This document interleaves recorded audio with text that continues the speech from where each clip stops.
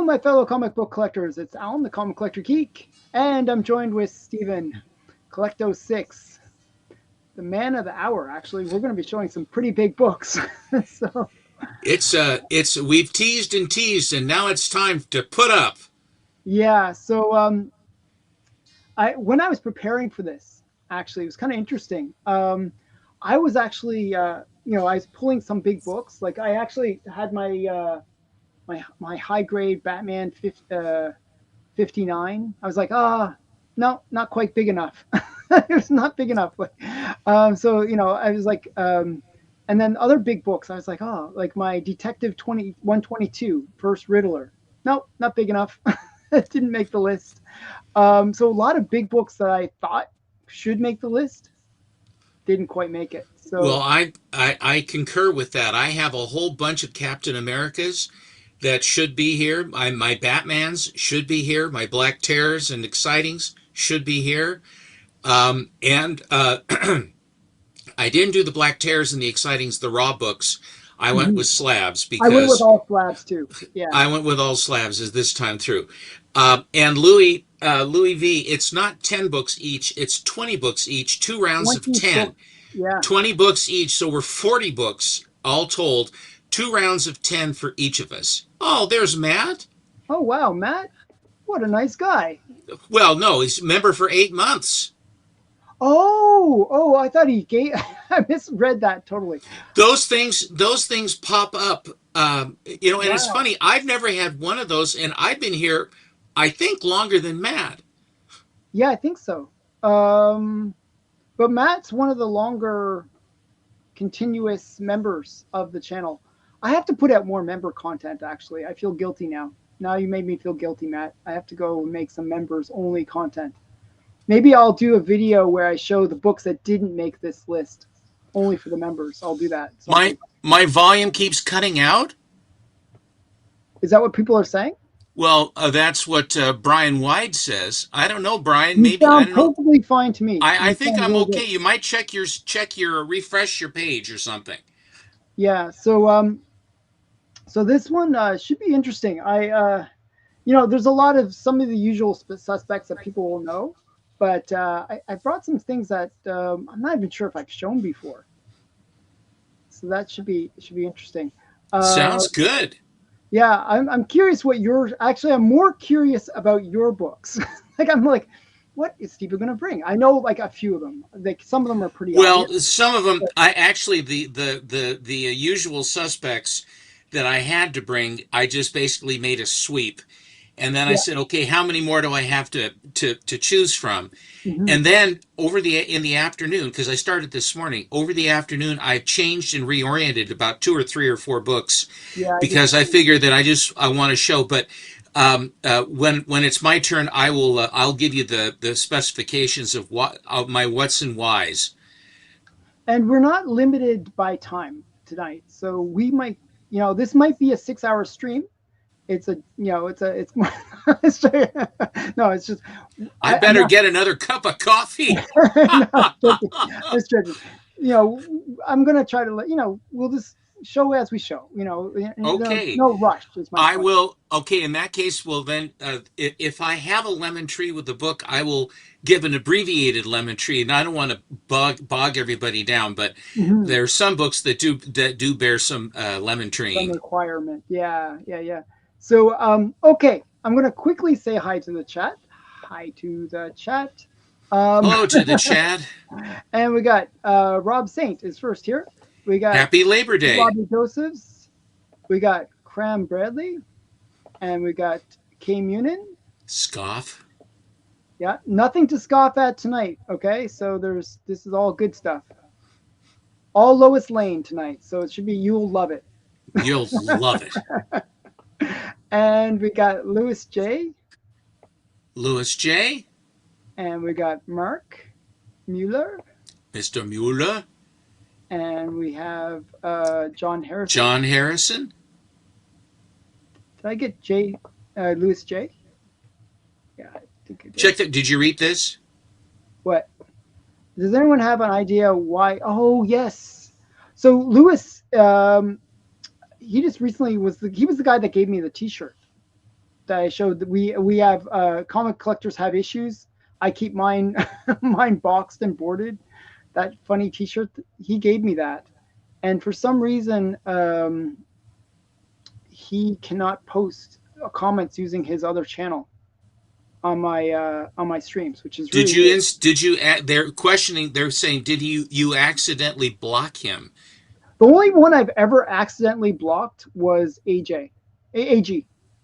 I didn't mean to block him either. I was just trying to thank him for the super chat, and I blocked him. But that was the only time I ever blocked anyone. I was very careful afterwards. Um, okay, then we have John, the Bat's Cave, Big John? and we have Carrie. Hello, Carrie. Oops, and I just skipped a whole bunch of people.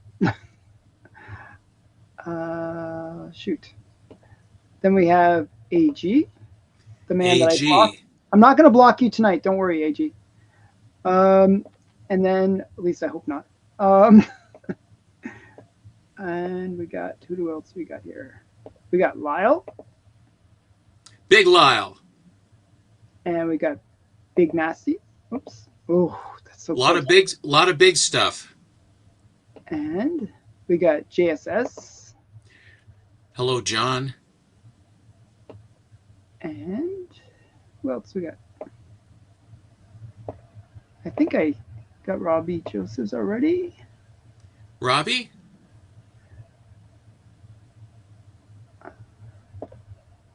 Mark Marshall. Mr. Mark? And lots of people here. Raleigh. Raleigh? And Lau. I just saw Lau on Saturday. I hung out with him he came to my house. We did a little interview. It's kind of fun. Hello, Lau. And we got Ricky. I hope, Ricky, you're feeling better. Ricky got kind of sick there for a little bit. Somebody did a super chat. Oh, who's this? Louis. Oh, that was nice of you, Louis. I'll get to you in a second. One sec. Once I get there, I'll say thank you for the super chat. Bearded Rooster? Bearded Rooster. Stevie D. Steve? And Brian Wade. Wide. Not narrow. Wide. We got Susie. Hi, Sue. And then we got, this is the Matt Likes Comics one. Well, hi, Matt. Hi, Matt. And we got Piddles. Interesting name. And then we got O'Harris. O'Harris. I don't know if I've seen O'Harris before. Hello. I've seen him before. We have a new customer in here as you scroll down. Wait, I'm getting there. Mike Dennis. Hi, Mike. One sec here.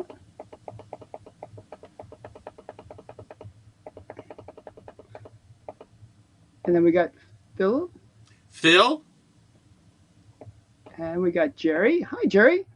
Hi, Jerry. And we got Diabetic Superman. Mr. Superman.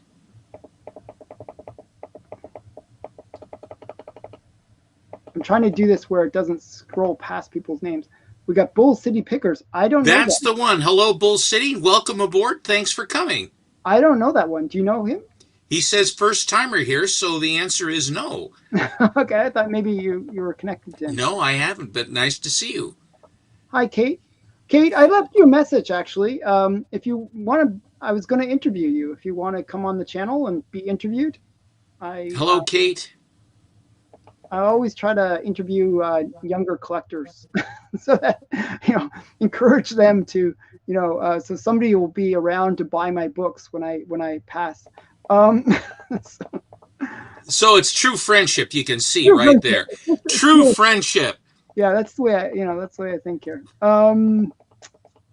Here's Lewis. Okay, there we go. Thank you, Lewis.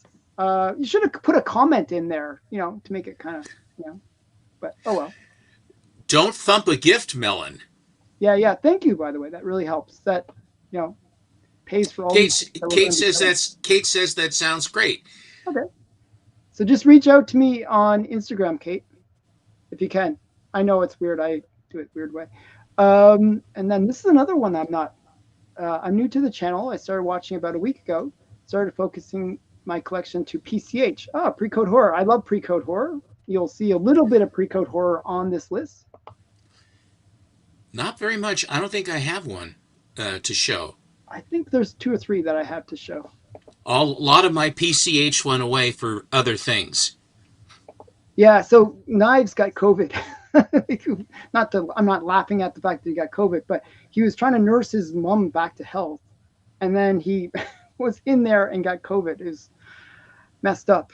It's like, you know, I feel Well, like his mother got Legionnaire's pneumonia and COVID, but yeah, she's in 93, and so she's out, and I guess he's taking care of her, but at least she is at home. yeah, Praise yeah. God for that. She I'm seems to be a very sharp, tough woman. So yeah, I think she's pretty sturdy for a 93-year-old. I think something, some people like, when they're like, when they hit certain ages, they're actually the sturdier ones like that are at that age. It's kind of weird. We got James Green, Hello, James.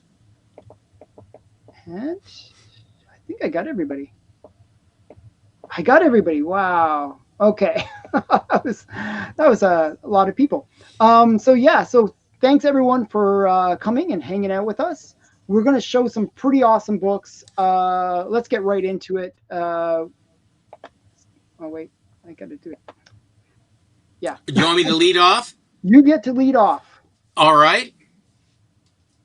Um, this one, I got a lesser grade one. I got a 3.5 slab of this book, and then and I was happy with it. It presented better than it presented above its grade. And then this one showed up, and then I traded my other one in and got this, and it is Spirit number 22. Oh wow. And it's 7-0. That's the that's the big part here too. That's a beautiful book. Now That's the books, that's one thing I like about being on the laptop. I can actually see your books. that's which makes a great sense. Yeah. Now here is Superman 32. These are some of these were in the mix to get into the top 20, and they're right on the cusp. And I have quite a few more that are on the that might, like I Yeah. say, my a lot of my timely books. None of my Miss Furies I have here today, and Miss Fury 1 should have been in here, but I went some of it is from the heart as well as from the head, or Yeah. from the wallet. How tough they were to get, and I think that if I, in some of the books, they occur to me now and what have you, but I picked the ones. I'm going to stick with the ones I picked. Um, I had a copy of this book years and years ago, and it was the Eldon copy of the book. Eldon, Eldon. And the only reason I know that is some guy in the 40s, some kid, had a stamp made that says Eldon, and it's about this big, and he would stamp all of his books in blue ink Eldon, so there was no question whose books they were. And this was not an uncommon thing that kids did in the golden age, so that people wouldn't take their books or say, no, that's my book. People would actually put their name somewhere on the book. Not all, but it's not an uncommon thing. But anyway, he had this Eldon thing was stamped on this book, and it was raw, and I read it a bunch of times. I really loved the content of this book, but I couldn't take the Eldon any longer, and I sold it. And then this one showed up a while ago, or actually several years ago, and I made it my mission to buy it. And it is the big All-American comic book. And this is the Crowley copy of this book, which Crowley was one of the major players at Fawcett Publishing. And he collected not only his Fawcett books, but he collected everybody else's books as well, because he wanted to see what other people were doing and do research and things like that. And he put them into his files. And then his collection was discovered, and it's the Crowley collection. Mhm. And so this is one of the Crowley collection. So he worked for which company? He was Fawcett. Fawcett. You Wow. don't see the back cover very often, but it's got all the different characters that All American had. All American was the Mercury to DC Ford, if you follow me. There were the sisters Yeah. under the skin. And so all of these are all of the All American characters. So Superman, Batman, Robin, Sandman, various and assorted are not here. But Flash, Wonder Woman, Green Lantern, and Hawkman are the big four Yeah. for the All American, and then they have Mister Terrific and a bunch of others, the Atom, Wildcat, and various and others. So that's that. I would say that's the second one. He was the editor. Thank you, Fiddle, or not Fiddle, Robbie. Thank you, Fiddle Robbie. Um, Robbie Joseph said that. um, uh, the uh, This book was a book that put me on the map and also got me to become a member, an advisor to the comic book price guide, the Overstreet. Incidentally, speaking of the Overstreet, there were rumors that the Overstreet price guide was going to go kaput because there were problems because of bankruptcy situations in various of the sister companies and what have you. My editor let me know that indeed the guide is coming. It will be in November, and they will continue to publish the guide because it still is profitable. And so the guide is not going away. It's just been delayed because there have been some financial problems and they have to sort all of that out. So, but in 1989 or 90, I proved that the Sandman's first appearance was in this book. And so I had to bring this one out to show. Yeah, I figured you had to show that one, even though I know you have bigger books than it value wise, but Not as important.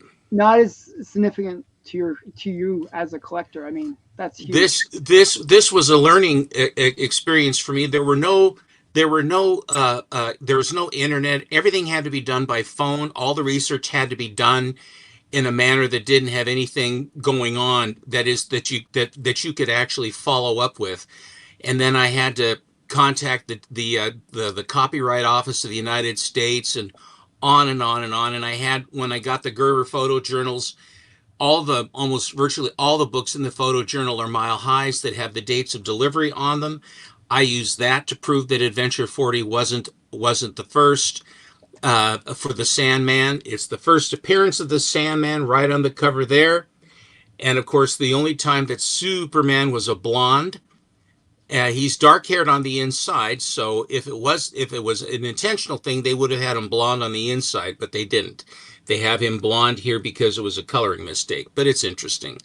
So one question is, how much of a delay between this and Adventure 40? This book came out 42 calendar days Oh, lot before way Adventure before. 40. 42 calendar days before Adventure 40. Wow. Okay, so that's that there's no doubt with that much time in between.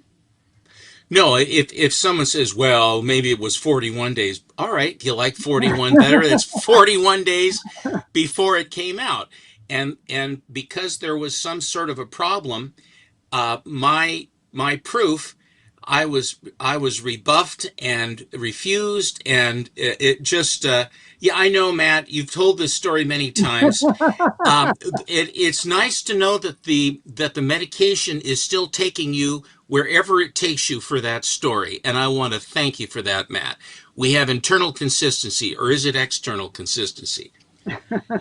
The next book is one that I have tried to I looked at for a long, long time, and I made the acquaintance of Yaniv Ellen and Jordan Seymour. Oh, Uh, quick question here. 1946 or 47, I think, was They Max finally when consolidated. Max finally gave up the ghost and it turned into National Comics.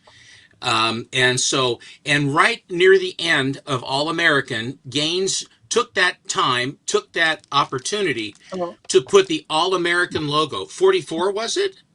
yeah, I guess Okay, if so. it's Yeah, I if he think he's says right, actually. 44, I think he is right. 19, I remember seeing that on one of my own I stand corrected. really big ones. 1944. And so the books that were the last gasp of All American, he had a new logo designed for it. And it's a really cool thing. And it's right near the end because he wanted to distinguish his company before it got absorbed. Yeah. So anyway, between Yaniv and Jordan, a very I've known the guys for a long time, and I've been buying from them for a while as well. And so every so often they would have something. I would look basically at their pictures in at conventions to see what they had their wall. They would show what their wall is at the convention.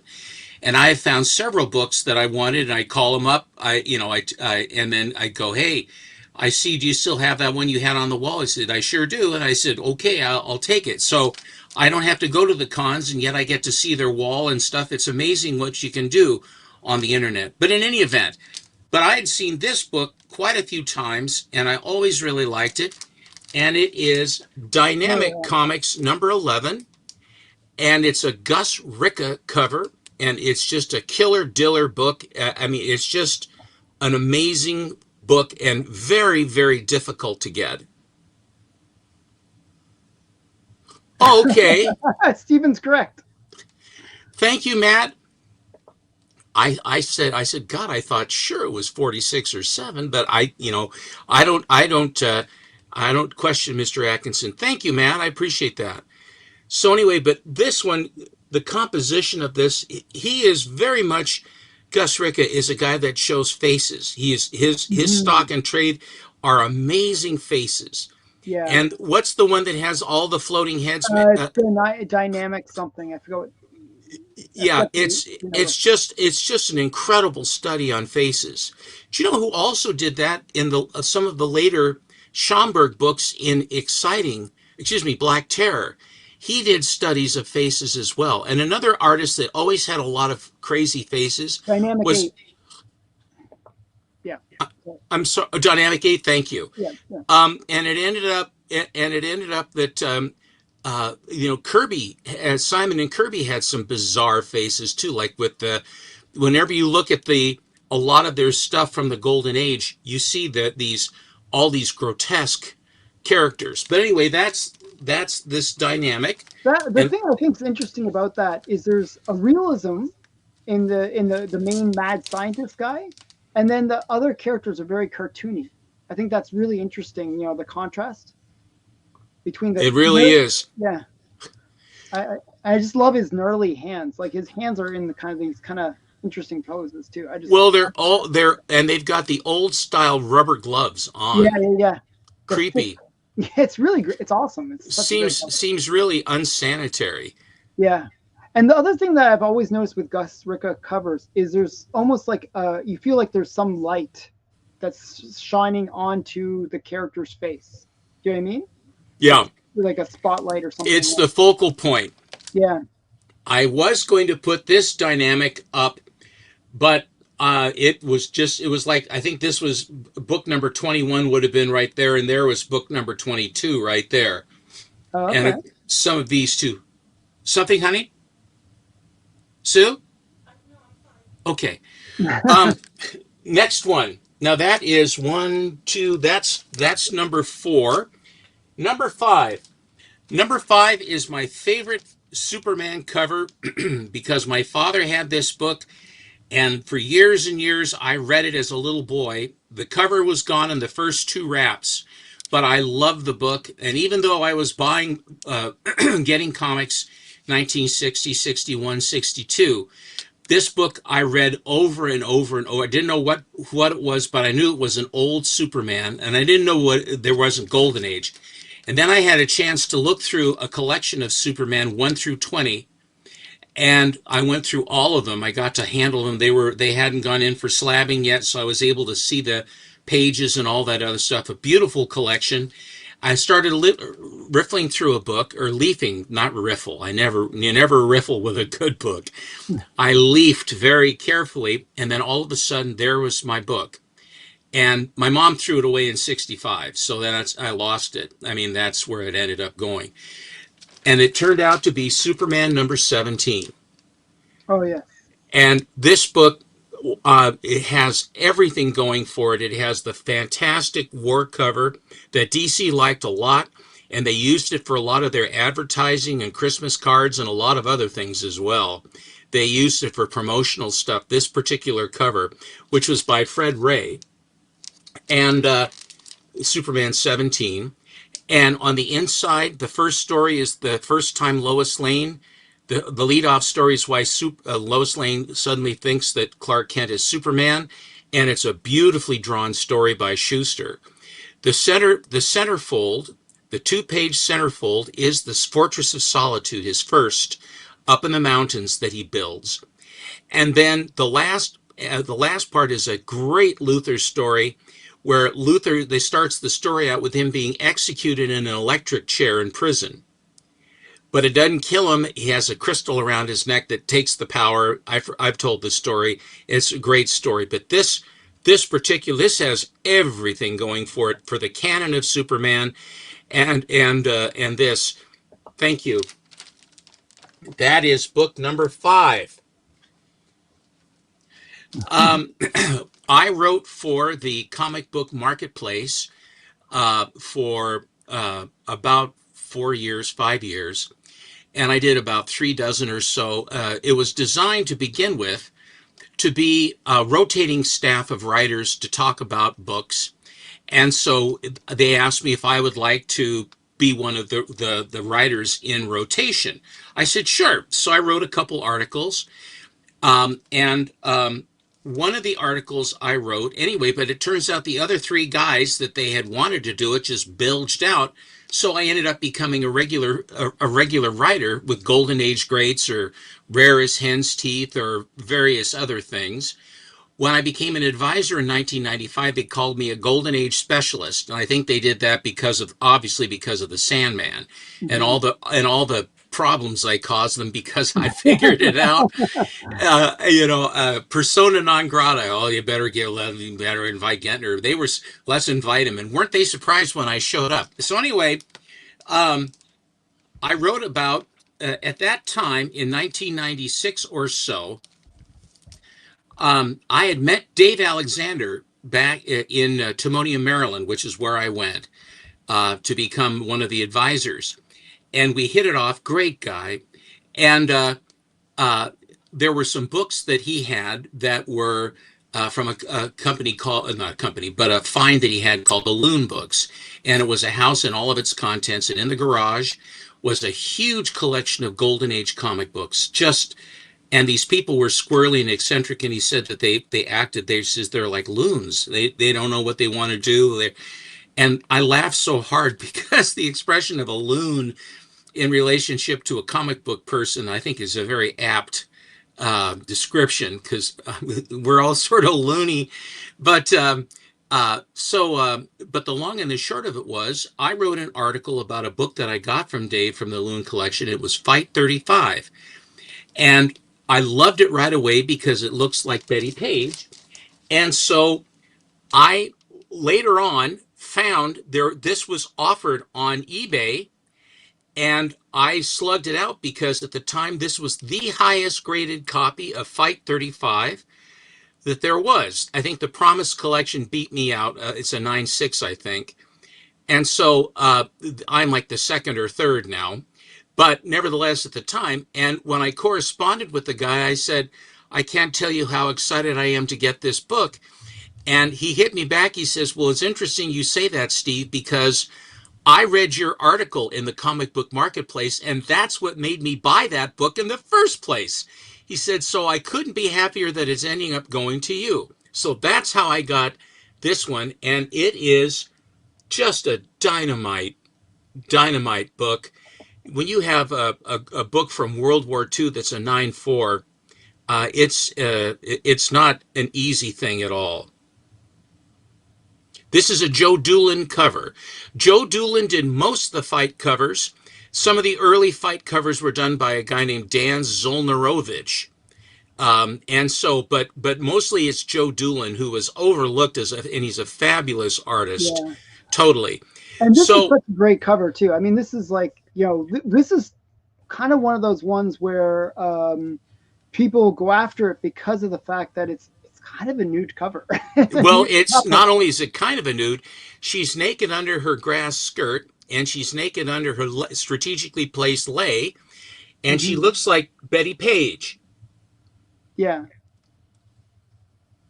such a great cover.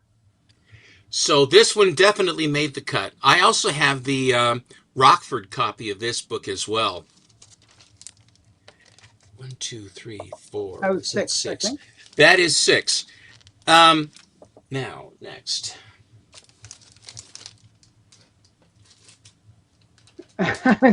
Under her clothes, Betty Page was me too. It's this lucid commentary from Canada That's that awesome. keeps me on track. Um, at the Iger House of Art, which was a packager of comic book stories and art that companies would buy and then sell under their company name. Fiction House is one, um, and also they did Fox Features Syndicate, and they did Superior Comics in Canada, and I think probably others as well. Were the Eisner Iger House of Art, and in the stable of the guys working there, there were some guys that were outstanding good girl artists. They were the probably of the best good girl artists, if not the best good girl artists. Al Feldstein, Jack Kamen, Matt Baker, and Bob Lubers. And so they, at the time, a lot of the fiction house books would have either Jack Kamen covers or Matt Baker covers. A lot of Kamen and Baker, if you don't know the subtle differences between the two, they're both really wonderful cover artists. And Kamen worked for a company drew a cover for a company called Four Star, which is a smaller company. But some of these smaller companies like Continental and Holyoke and Four Star and some of these other little ones would would purchase the services of very good artists to sell. This is a reprint book of of a female reporter, Brenda Starr. I will. You might see another copy of that on this list. And as far as I'm concerned, this is the crowning glory of Jack Kamen's art by himself. He did a lot of JoJo and Rula and a lot of those books for Fox Features Syndicate. Kamen, and he did interior stories, and they're all wonderful. It's great good girl stuff. But this is Janet Leigh, looks like Janet Leigh from Psycho. And the thing about it is just the perfect damsel in distress, and the interior artwork is not anywhere approaching what this is because it's newspaper strips that have been reprinted. Four Star, whatever company that is, sort of a encapsulated corporation to protect them. Four Star. They were printing Brenda Starr newspaper strips, and they put this cover on it, and it is dynamite. Very difficult to get full color on this particular book. You'll see them in higher grade, but they do not have the colors, and so and they're not a one of them is inexpensive either. I assure you. Now I found a replacement book for my Brenda Starr. Okay. Didn't want to share the same book. Now, I'm still with Jack Kamen, and one of the ways that I got to know him was that I would be buying, when I started buying good girl books after Dave Alexander opened my eyes to them and with Fiction House and with Fox Features Syndicate, I ended up going after, there is a string of books that were produced by Kamen in the Golden Age, actually in the Atomic Age, post-World War II, when the continuum changed away from costume superheroes more towards crime, science fiction, horror, good girl, and things like that, because the guys coming back from the war didn't want to look at guys running around in super suits. They wanted pretty girls and crime and, you know, monsters and all kinds of other good stuff and horror and everything else like that. But in 19, this is 1948, Fox Features Syndicate, and this is probably, arguably, the best, one of the best Good Girl covers, along with Brenda Starr, and it's The book that I grabbed to replace my Brenda Starr is that book. oh, this is by far in the Blue Beetle run. This is the number one book, and there are a lot of really good ones in that run, and I have most all of them.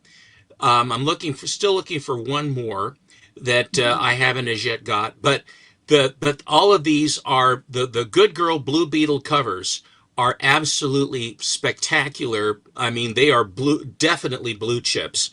But this is the disappearing bra cover where she has no bra from behind but has a bra on the front. Yeah. And one of the trademarks of Jack Kamen is the curved dagger. And you will see a lot of times there will be curved daggers, and it's a sure tell. So there's that. And this is a pedigree. This is from the Toronto Riverdale collection.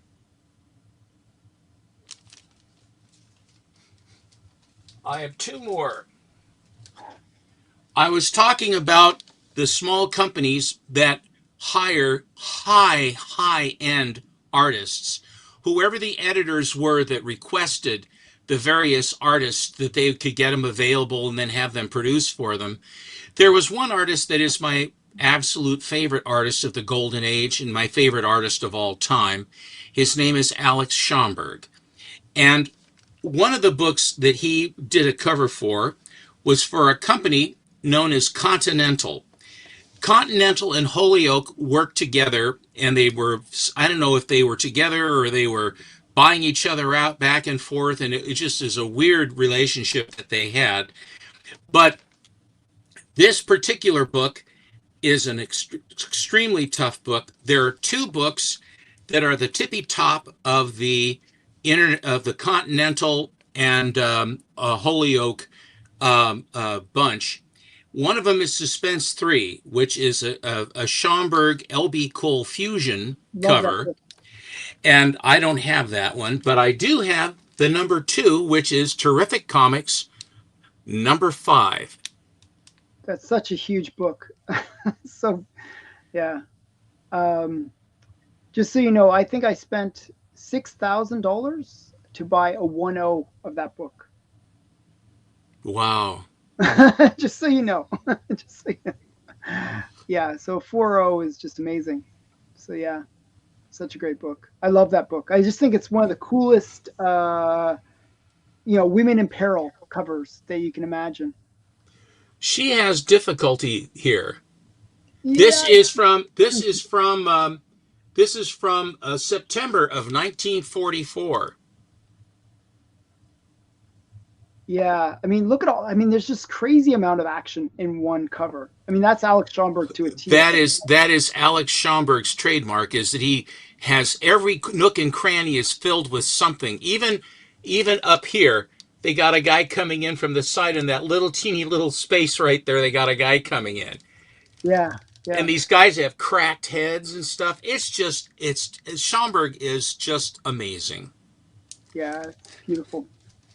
Now, Schomburg did a lot of stuff, and he worked for a lot of different companies.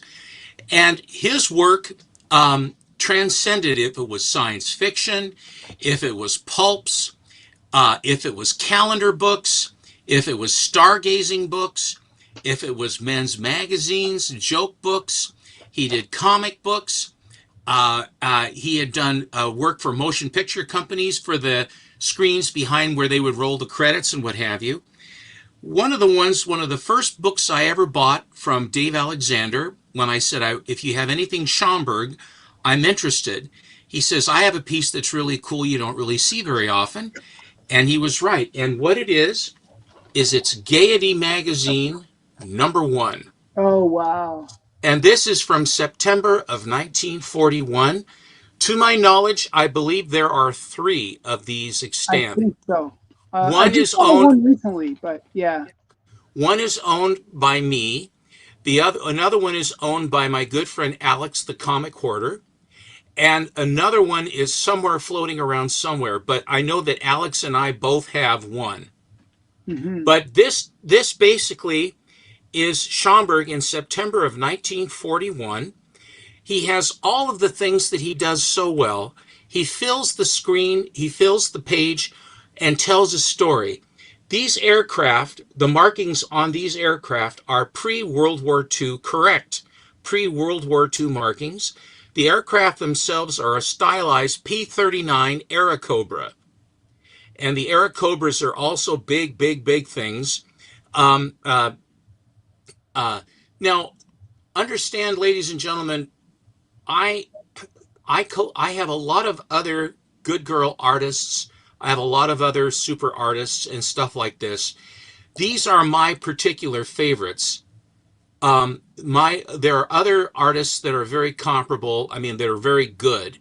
I don't know who did the coloring, but this is very much like tattoo art. If I don't mention a given artist or writer or something like that, it's Only not because four or three or four that we think of. Yeah. of this one. There's at least there are two, At least perhaps there three. are two for sure, and probably three, I but think there's a that's third about one. it. I've seen the third one float around. So, but three is like a Gerber 9. So, but this is what this is. If These are just my ideas. When you guys do your top hundreds or you do your top 40, 20 or whatever like that, you get to say what you get to say, but I get to say what I get to say now. But this is this. But if you look at her, this is actually my avatar for me for Collecto 6. So you'll Mhm. see basically I just do a kind of a chest and head shot of her. It's just rosy cheeks, and she's got one garter on her stocking. And you can see she's wearing stockings, holding her hat, waving, saying goodbye to her lover that's taken off in the plane. Yeah, it's so Anyway, great. that's my first 10. Beautiful. Nice first 10. Okay, so I'm going to show my first 10, but you're going to get 12 out of me because I'm going to show quickly two that you already showed, Stephen. So the first one was my Brenda Star. My Brenda Star. Actually, I picked this one. It's a conserved grade, but I picked this over Blue Label because it had better colors. I'm not sure if you can really see the colors, but they are. I can. The radiator is the dead giveaway, and the green dress. Yeah, it's But really a the deep blue green. on the radiator is the key. Yeah, it's a deep green actually in real life. And then the other one that you showed, I was super excited to get this, but then it pales in comparison to your beautiful copy. But it's still a grail for me. It's This a one was very nice looking cover. I mean, that's a beautifully presenting book. yeah. Yeah, Brian, I'm not going to show. Well, these are now extras because Steven showed them. I don't want to show them again because then it gets shop worn. It seems like they're common. They're not common books. Um, but this is the one I'm going to use as my replacement. This is a 4 or 5 copy. They're really reflecting. I'm not sure why they're reflecting so much. Take it out of the take it out of the plastic. But this is my 4 or 5 copy of Wonder Woman #7. This is where this is where they see into the future, and Etta Candy has basically solved the problem of aging. So nobody gets old anymore. They all live forever, and this is 3,000 years into the future. And Wonder Woman is up against Steve Trevor for president. Who's going to be president? and yeah, you can probably guess who's going to win. So yeah, but just a cool book. I really love it. I'm a big Wonder Woman fan, and I was so happy when I completed the run of the first series of Wonder Woman. That was like a big deal for me. You're going to see a bunch of Wonder Woman on this my first 10 because I think everybody knows that I have Wonder Woman. So uh, I'm actually going to get those ones out of the way first because I feel like everybody knows that I have the what I consider the three big Wonder Woman books. So we're going to start out with the one that really changed my perception of whether or not any comic is attainable, and it's this one, my All Star Eight. This one basically opened my eyes to the idea that anything is possible. This is the very first appearance of Wonder Woman. I always felt like when I was collecting comics in the 90s, I always wanted to get Wonder Woman's first appearance. I always felt like Wonder Woman was underrated as a character. I always thought she was such a cool character, and though I thought she was underrated, I knew still that her first appearance was at the time beyond my means. But later on, my eyes got opened that I could, potentially get, a cool first appearance like this one. And it really led me to go after other big books. So if it wasn't for this one, I'd probably have like just all 90s foil covers. So this was the book that really changed my perception of collecting. Um, so that's her first appearance. If you have her, and then the next one is her first cover appearance. I really love this book. This is another great book. Sensation One. You got her on the cover. She's blocking the bullets with her bracelets. I just love that. Um, and the interesting thing is, there was actually an eBay sale where somebody was selling a Sensation One, and they were selling it as if it was the original um, uh, copy of Sensation One. It looked like somebody had taken it and kind of abused it and made it look old. But what was it was a 70s reprint. The Luke Crate, I believe, is the name of the uh, company that reprinted them.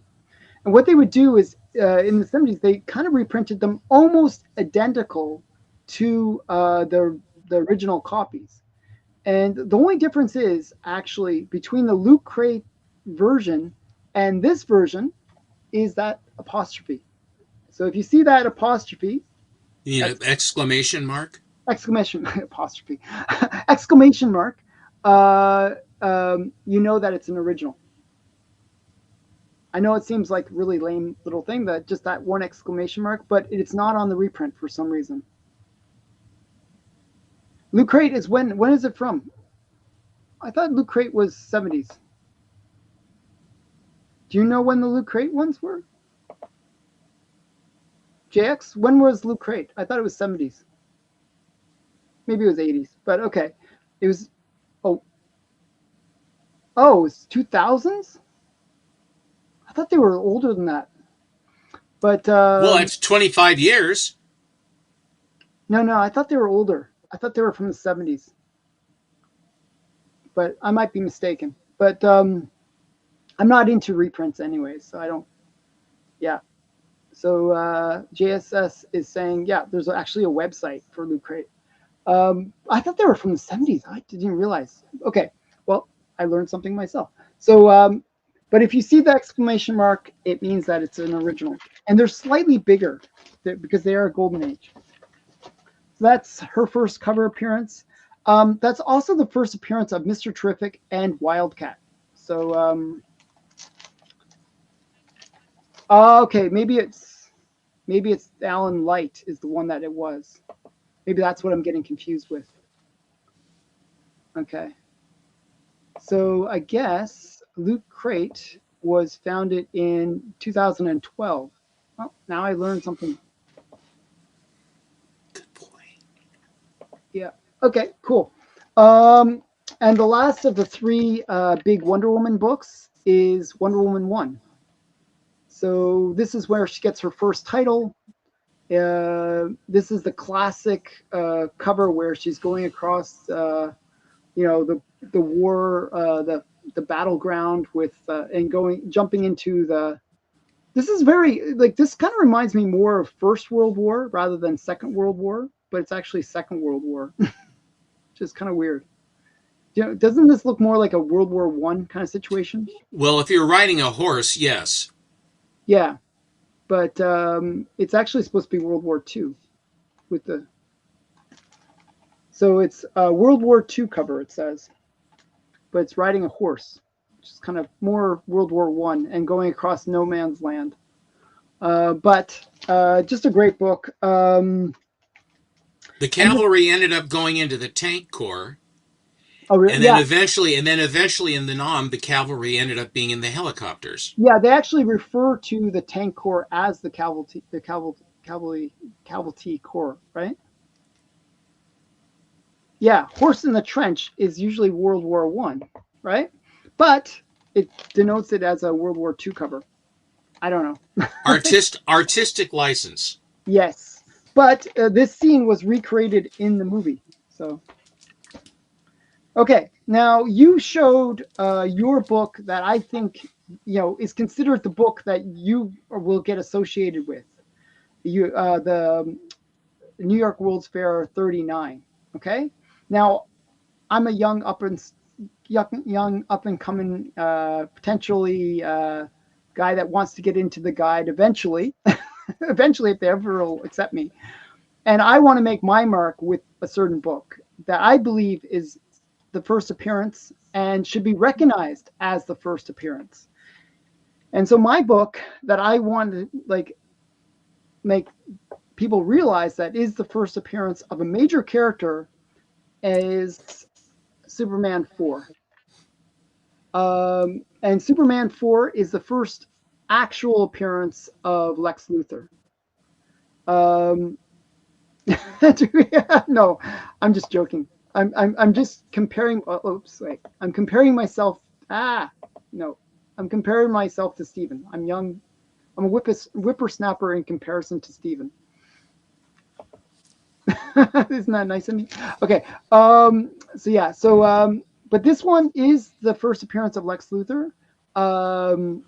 It came out 2 weeks before Action 23, and inside are all Lex Luthor stories.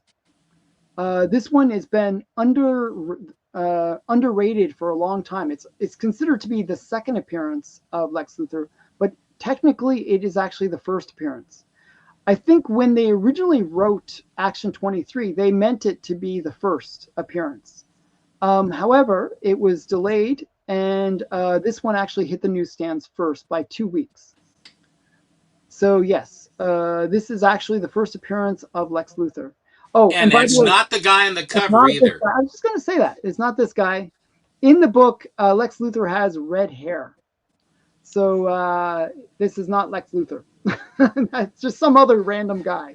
Um, but this is very like a cover that's very similar to Samson, where the pillars crash down on his head or whatever. For some reason, people don't generally like this cover. I actually don't mind it. I think there's better covers, but this one I actually don't mind. This is also the one of the like if you look at Superman 1 through 3, they are reprints for the most part. They're just reprinting stories. This is the first book in the Superman title that is devoted to all new stories, which is another thing that makes it extra cool. So Superman. Now I may be wrong, but I believe that half of the book or a third of the book is still action reprints, but it's the first new Superman stories in Superman comics is in Superman number 4. Yeah, so Also, actually, all the stories in this are Lex Luthor stories, original stories. okay, I read the whole. I'll go with you. And the other thing about that book, don't put it down yet. The Right. other thing about that book you will note is The if you look Superman. at the if you look at the Superman logo, well, of That's what I course just on his said. chest too, it's Yeah. black and red. But the Superman above, the Oh way yes, it's drawn, yeah, Joe Shuster. he Okay, you drew want to that. tell the story? Yeah, actually, I know that. So, if you look at the earlier versions of the Superman title, they were all drawn by Schuster. It was actually in this book where they became like, I think, who was the artist that did it? I don't know, but they basically standardized the He Superman standardized title it. and brushed it up. Yeah, but he would originally, within the one, two, and three, he was actually uniquely drawing them each time. Afterwards, they standardized it.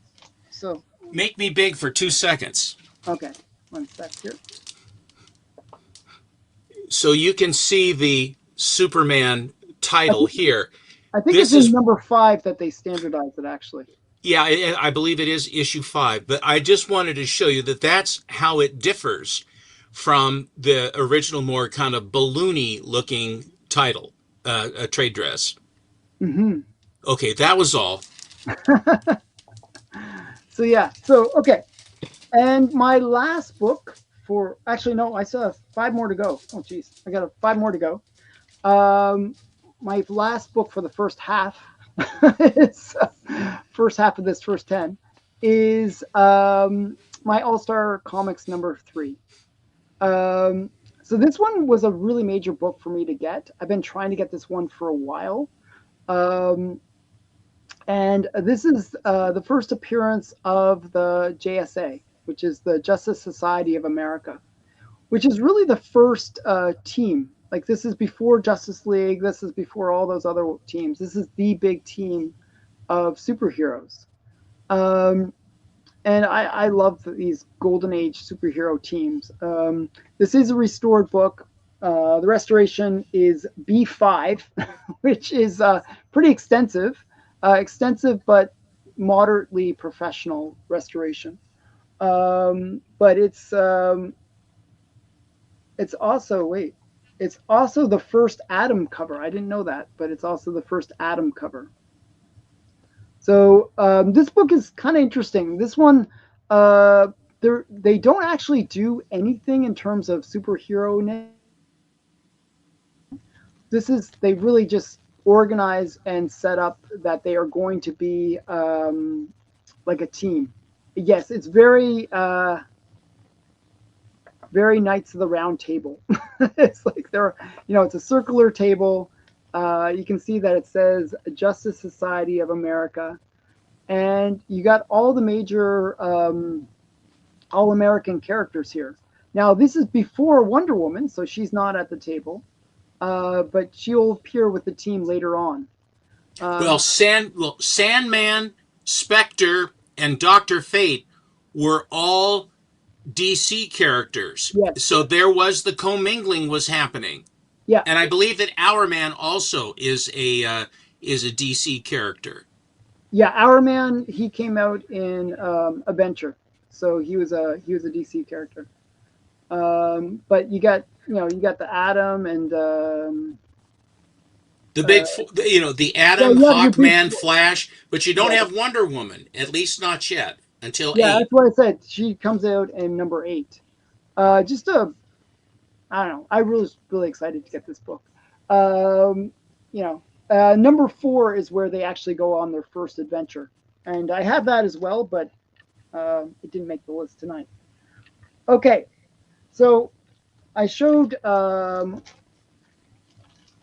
that cover you saw Doctor Fate. Well, this is Doctor Fate's first appearance.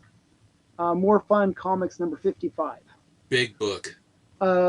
This is a really hard book to get in any grade because it's just, I don't know why, they're really hard to find. I don't know why. Um, and this is a Bernard Bailey cover. It has the Spectre on the cover, but this is actually the fourth appearance of the Spectre. So Spectre was just early on, but I think they realized they had a hit on their hands when they created the Spectre, because even on this one, the in the corner they have the Spectre as well. He's the flag bearer basically. This is just a classic book. with the first appearance of Doctor Fate. Now, Doctor Fate, I feel like I wish that the Black Adam movie did better. I, I enjoyed it. I thought it was an okay movie. There was some, there were some parts that could have been improved, but I thought for the most part it was a great movie. But I really liked Doctor Fate in it. I thought he was just really good, and I kind of wish, we got more of him. Um, so, but More Fun Comics number 55. More Fun is one of those titles that, for the most part, is underrated. It's just there's so many key appearances in it, and there's so many really great Bernard Bailey covers. He did really phenomenal Spectre covers. So that's number 7, and we got this one's a funny one. This one actually has a bit of a Canadian connection to it. And I'm a big Soti collector. And if you're not familiar with Soti, it's the seduction of the instant. Um, Basically, what happened was Frederick Wortham wrote a book about how comics were ruining young kids' minds and making them into criminals. Of And course, as comics do. like you Um, do. yeah, and in the book, they would actually have like lithograph or lithograph illustrations. Is that the right way to say it? I don't know. Um, but they would have illustrations of some of the comics that were especially egregious. And this was one of the ones that was illustrated inside of the seduction of the innocent. And basically, the reason, obviously it's kind of a hypersexualized situation with the reform schoolgirl where she's like pulling up her stockings and she's got a cigarette in her mouth. It's just such a funny cover because if you know who the woman is that's in the picture, she's actually a famous Canadian figure skater. So that was the model for this cover. So just a really interesting one, and it's interesting what it says. They succumb to temptation. This is a story of youth gone wrong, and the penalty of 100 pretty girls have to pay when they allow themselves to fall victim to the unscrupulous men, their own wayward emotions, and other hidden pitfalls of sensational sensation crazed society. Just a classic like book that shows the corruption, and it's just like this is just such a big Sodi book, uh, and yeah, it's one of the few photo covers that actually goes for any money. Like most photo covers really don't go for much, but this is just so lurid that it just really gets people's attention. And it's from Avon 1950 51. Uh, Now, to contrast the overt sexuality of that, I got to show my little dot. Just balance it out. So we got little dot number 1. And this book I really love. So when I was growing up, I was basically raised on Donald Duck, Uncle Scrooge, and Richie Rich. And this is the very first appearance of Richie Rich in comics. And for me, it's a great book. I just love this book. It's a, it's just such a important part for me. Like this and getting the first Uncle Scrooge was another big book for me, but this is the bigger of the two in terms of just sheer value. What Uh, year? and this is from 1953. So yeah, so when Richie Rich came out, it took them a while to realize how great of a character he was, and he didn't make his cover appearance until many issues later. But Little Dot #1, and I just like it's such a cute cover too. She's Harvey transitioned from a lot of pre-code horror and really, really violent war comic books to kids' books, but they're yeah. I very mean, lovely. there's such a contrast between their like over the top. I mean, you think of Black Cat Mystery 50, and you compare it to this. It's just like day and night in terms of level of what interest, I guess. Um, yeah, so this is actually a really big book. If you don't believe me, look it up. It's crazy how expensive that book goes for, and it is to me it's a huge book as well for my own personal collection. Just like you showed your Fair 39, maybe not one of the more expensive books in your collection, but it is very significant to you. Um, in a 2.5, that book goes for about $5,000. Just so it's a pretty crazy book. Um, but this next one is interesting. This last one for my first 10 is another book that actually I didn't pay as much as maybe some of the other books in my collection. But originally, when this book was listed, it was listed for $10,000, and probably it was actually maybe worth that amount of money. But it wasn't selling for whatever reason. It just didn't sell, and he decided the guy that had the book decided to put it up for auction, and he didn't really do a great job of listing it because it is such a major book. Its key significance is just undeniable, and and it's just one of those books that you do not find. I mean, I think there's only 4 known copies to exist, and it is this one. And I managed to get it. I think I paid like a couple $1,000s, which for this book is a steal. Now you'll notice that it's NG. It's missing the cover. It's a coverless copy. But this is the first appearance of Nirvana. And for Canadians, this is a Canadian white. Um, and for Canadians, Nelvana is one of the true original Canadian superheroes. She was created during the time when Canada had a trade embargo against the United States, where we were not importing U.S. goods in order to build up the Canadian economy. And there was also at the same time there was a paper shortage. So comic books were generally printed in fairly low quality, and not many survived of these Canadian whites. And the reason they were called Canadian whites was the interior pages that were black and white, and thus the name Canadian white. But just these are really incredibly hard to find. This is an early Canadian white as well. This one's from 1941, which is right at the point where they had just put in the Wars Measure Act that led to the whole development of the Canadian comic book industry.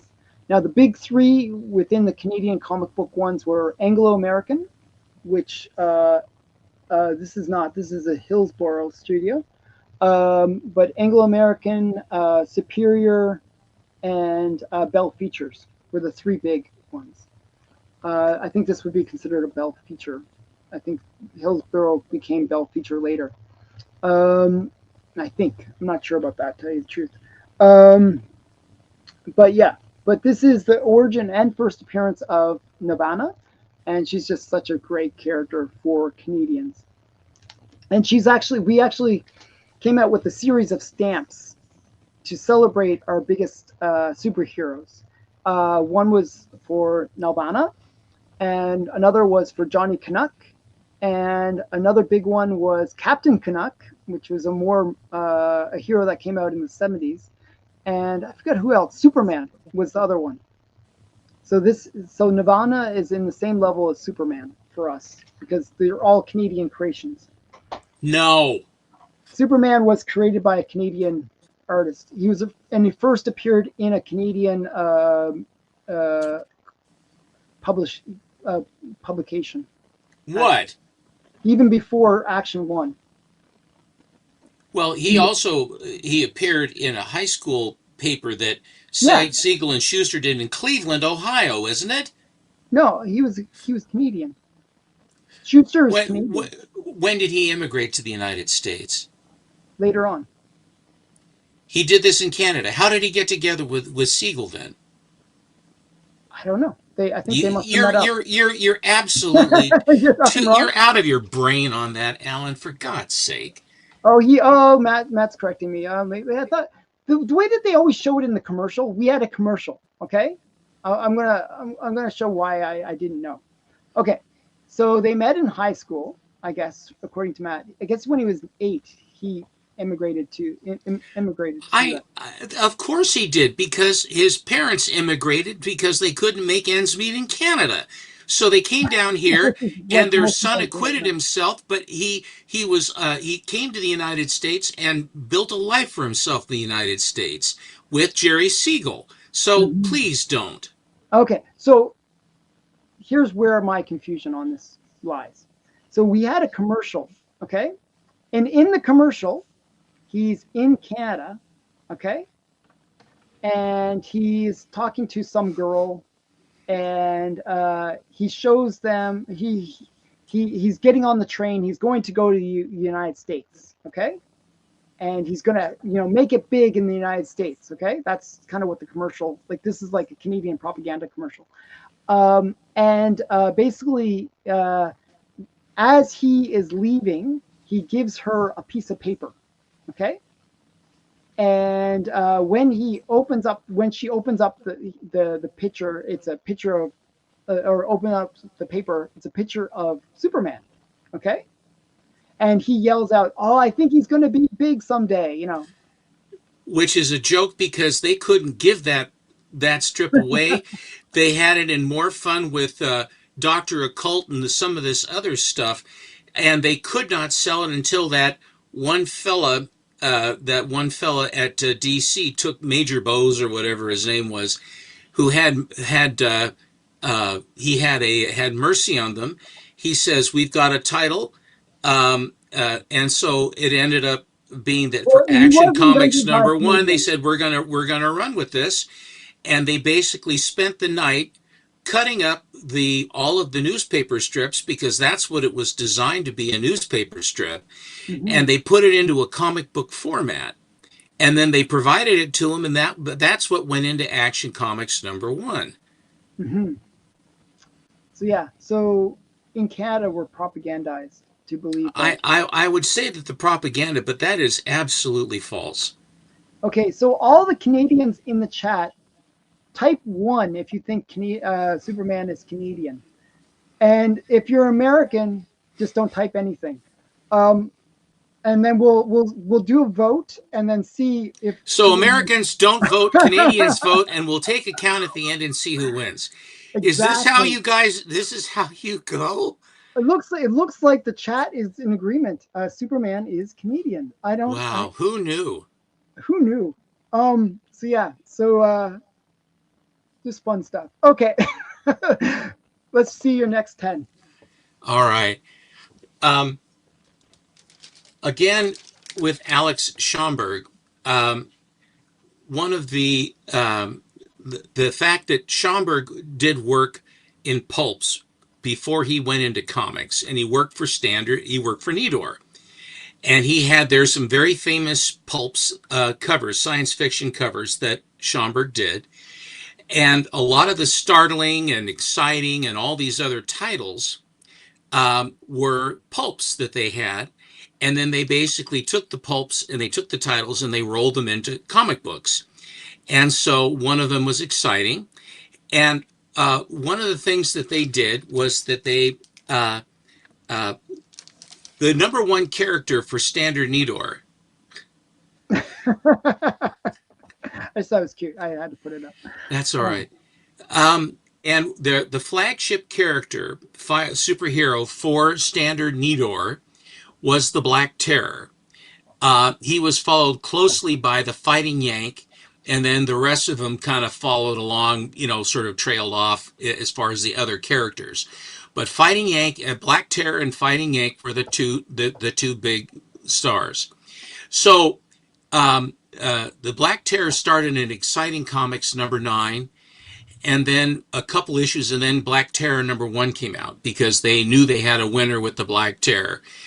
And so Alex Schomburg did the covers for Black Terror from issue number 2 all the way up. I think that Alan Ulmer, I think, was who did the cover to number 1. I didn't know if Schomburg had a scheduling conflict and couldn't find the time to do the cover because he was working for Timely at this time, among others, but Timely in particular. And if you've seen his work in Timely, he's got a slew of beautiful Timely covers. And he also had quite a few for Harvey. And he had, and there was another company as well, All New. Is that Harvey? I think that was Harvey as well. So, anyway, so in Exciting Comics, one of the books that has always been one of the best war books is from Exciting Comics, and it's Exciting Comics number 39. Very nice. And this is what they call the candy bar cover, because what you have is you have these Nazis in the fore. Nice to see you, Houdat. These Nazis in the foreground are injecting poison into candy bars, and through the window you can see the smiling crowd handing those candy bars to those starving waifs with a big smile as they're going to die with poison. Hi, Parm. Hi, nice to see you, Doc. And so you'll notice that Tim, he's only known as Tim. His name is Tim Rowland. Tim has an M1 carbine, and he is going to kill the German before he can give the candy bar to the kids. I was trying to figure out, and this cover is one of the most heinous atrocity covers, and ascribing it to the Germans because they were bad cats. But I was trying to think, what was Schomburg's inspiration for this? And here, about a year or two ago, it finally dawned on me that, well, it's not really propaganda. It's all real. And so the thing about it is that the GIs, American GIs, would give Hershey bars to all these kids. It was a trope that they'd always give the Hershey bars to these kids. You know, the little kids, here, would you like a Hershey bar? And so Schomburg turned it on its head and made it that the Nazis were then taking candy bars and poisoning them and giving them to the children. Yeah, and so that's what finally occurred to me. But this particular book is a remarkably difficult book to get.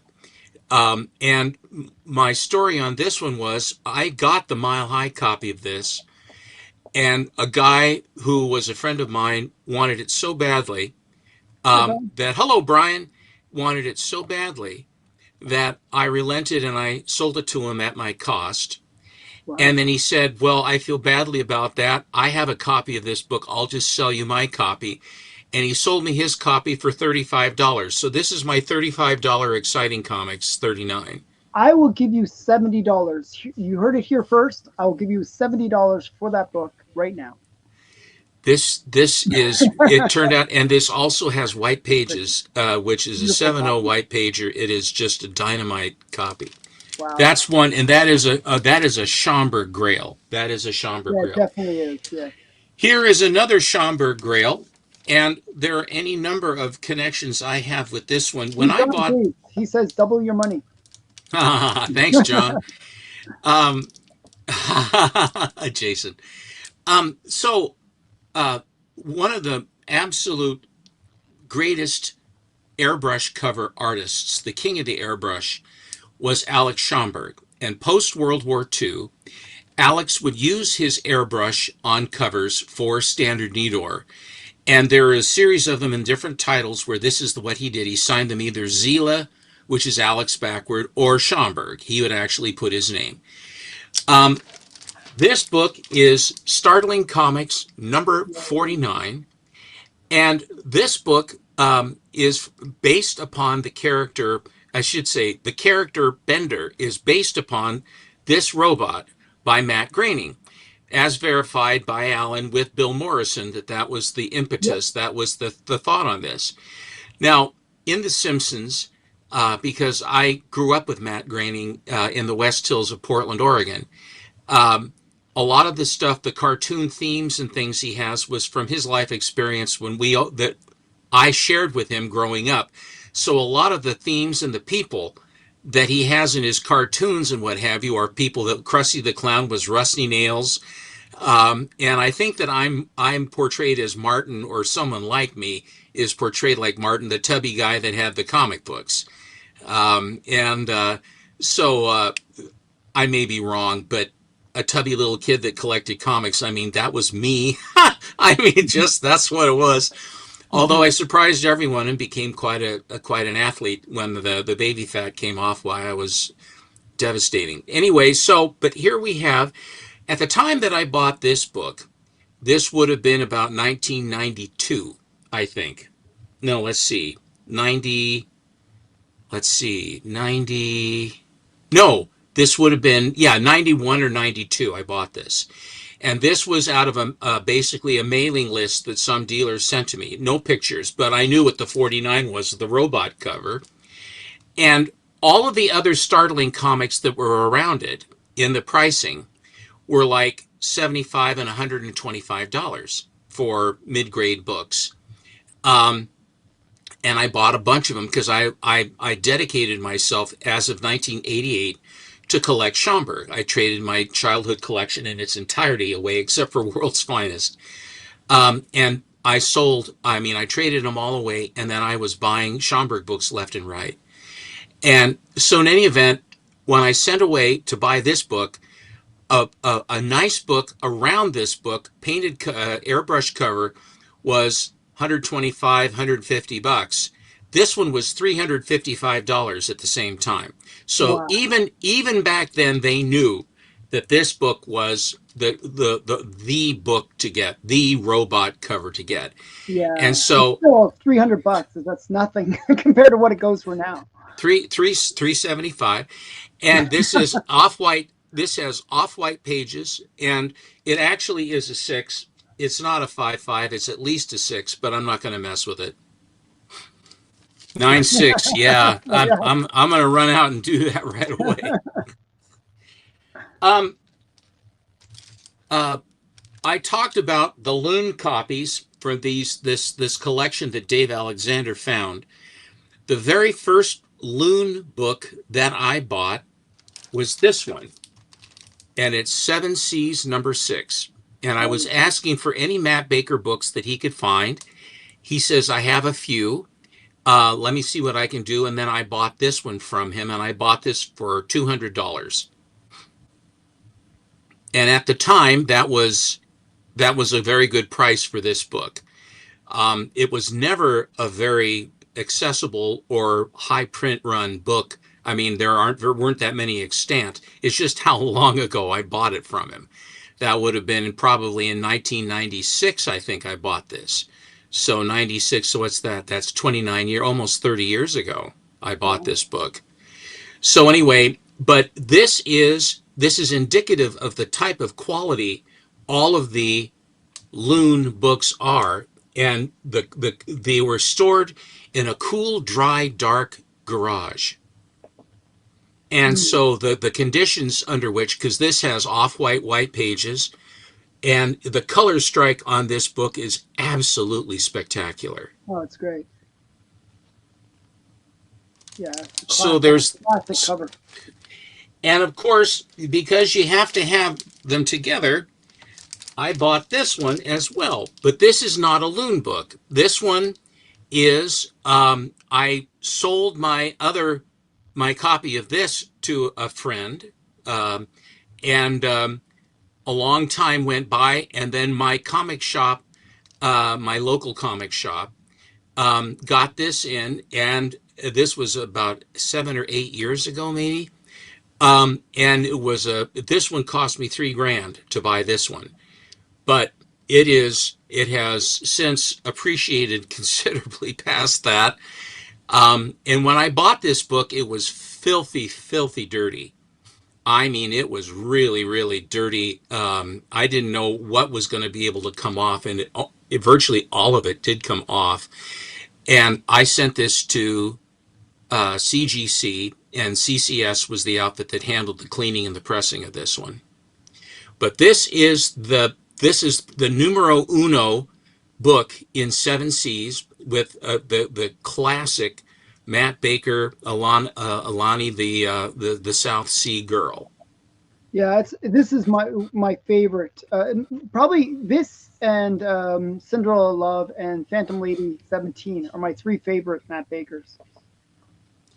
My Phantom Lady 17 went away for something else, but you'll Mm. be seeing shortly. So there's that. That's four. One of the books that defines the Second World War as the most heinous of all the covers, the most blatant covers, was done, in my opinion, by Alex Schomburg. And it is known as the Holocaust cover in Captain America number 46 that was drawn by Alex Schomburg.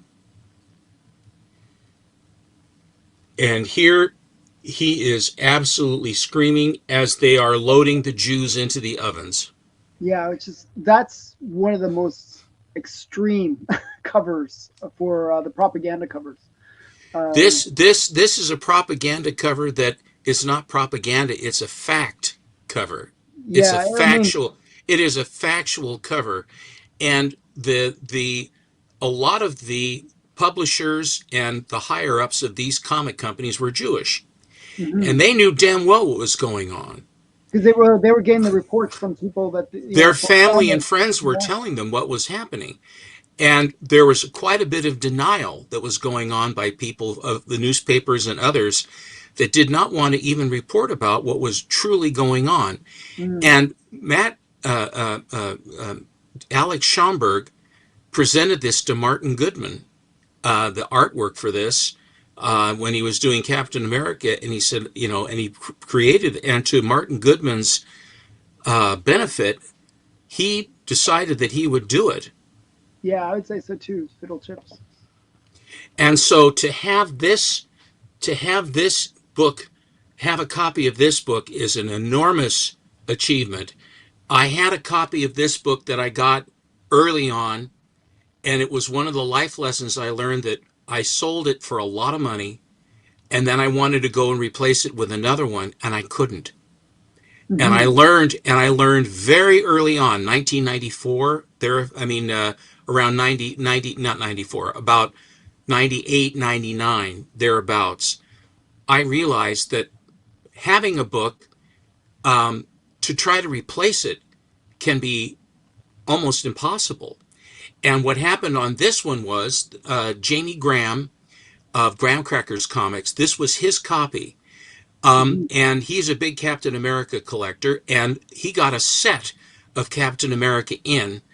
And Wow. I had a buddy that knew him and knew I was looking. He says, "Are you thinking of selling your existing copy, or are you going to keep it?" He says, "Oh, I guess I could sell it." And so that's how I ended up getting this. Yeah, I mean, It's one of these ones where it's who you know. It isn't just a cattle call. It's just that it's a private sale. Ladies and gentlemen, a lot of times on books like these, they are private sales, not auction, where you'll mhm. have a collector or a dealer or a collector dealer basically wheel and deal to make a deal for you to go and get a book. And that's what happened here from a buddy of mine. And I couldn't be more happy with this book because it presents far better than a three. Yeah, this is a book you cannot replace. I mean, it's just even if you have like whatever amount of money you want, there's just nobody willing to sell it. It's I just such a believe good book. they come up They come very up once, very sparingly, but rarely, really but they rarely. don't. But they very difficult. Yeah. Now that Captain America is one of the top Captain America books there is.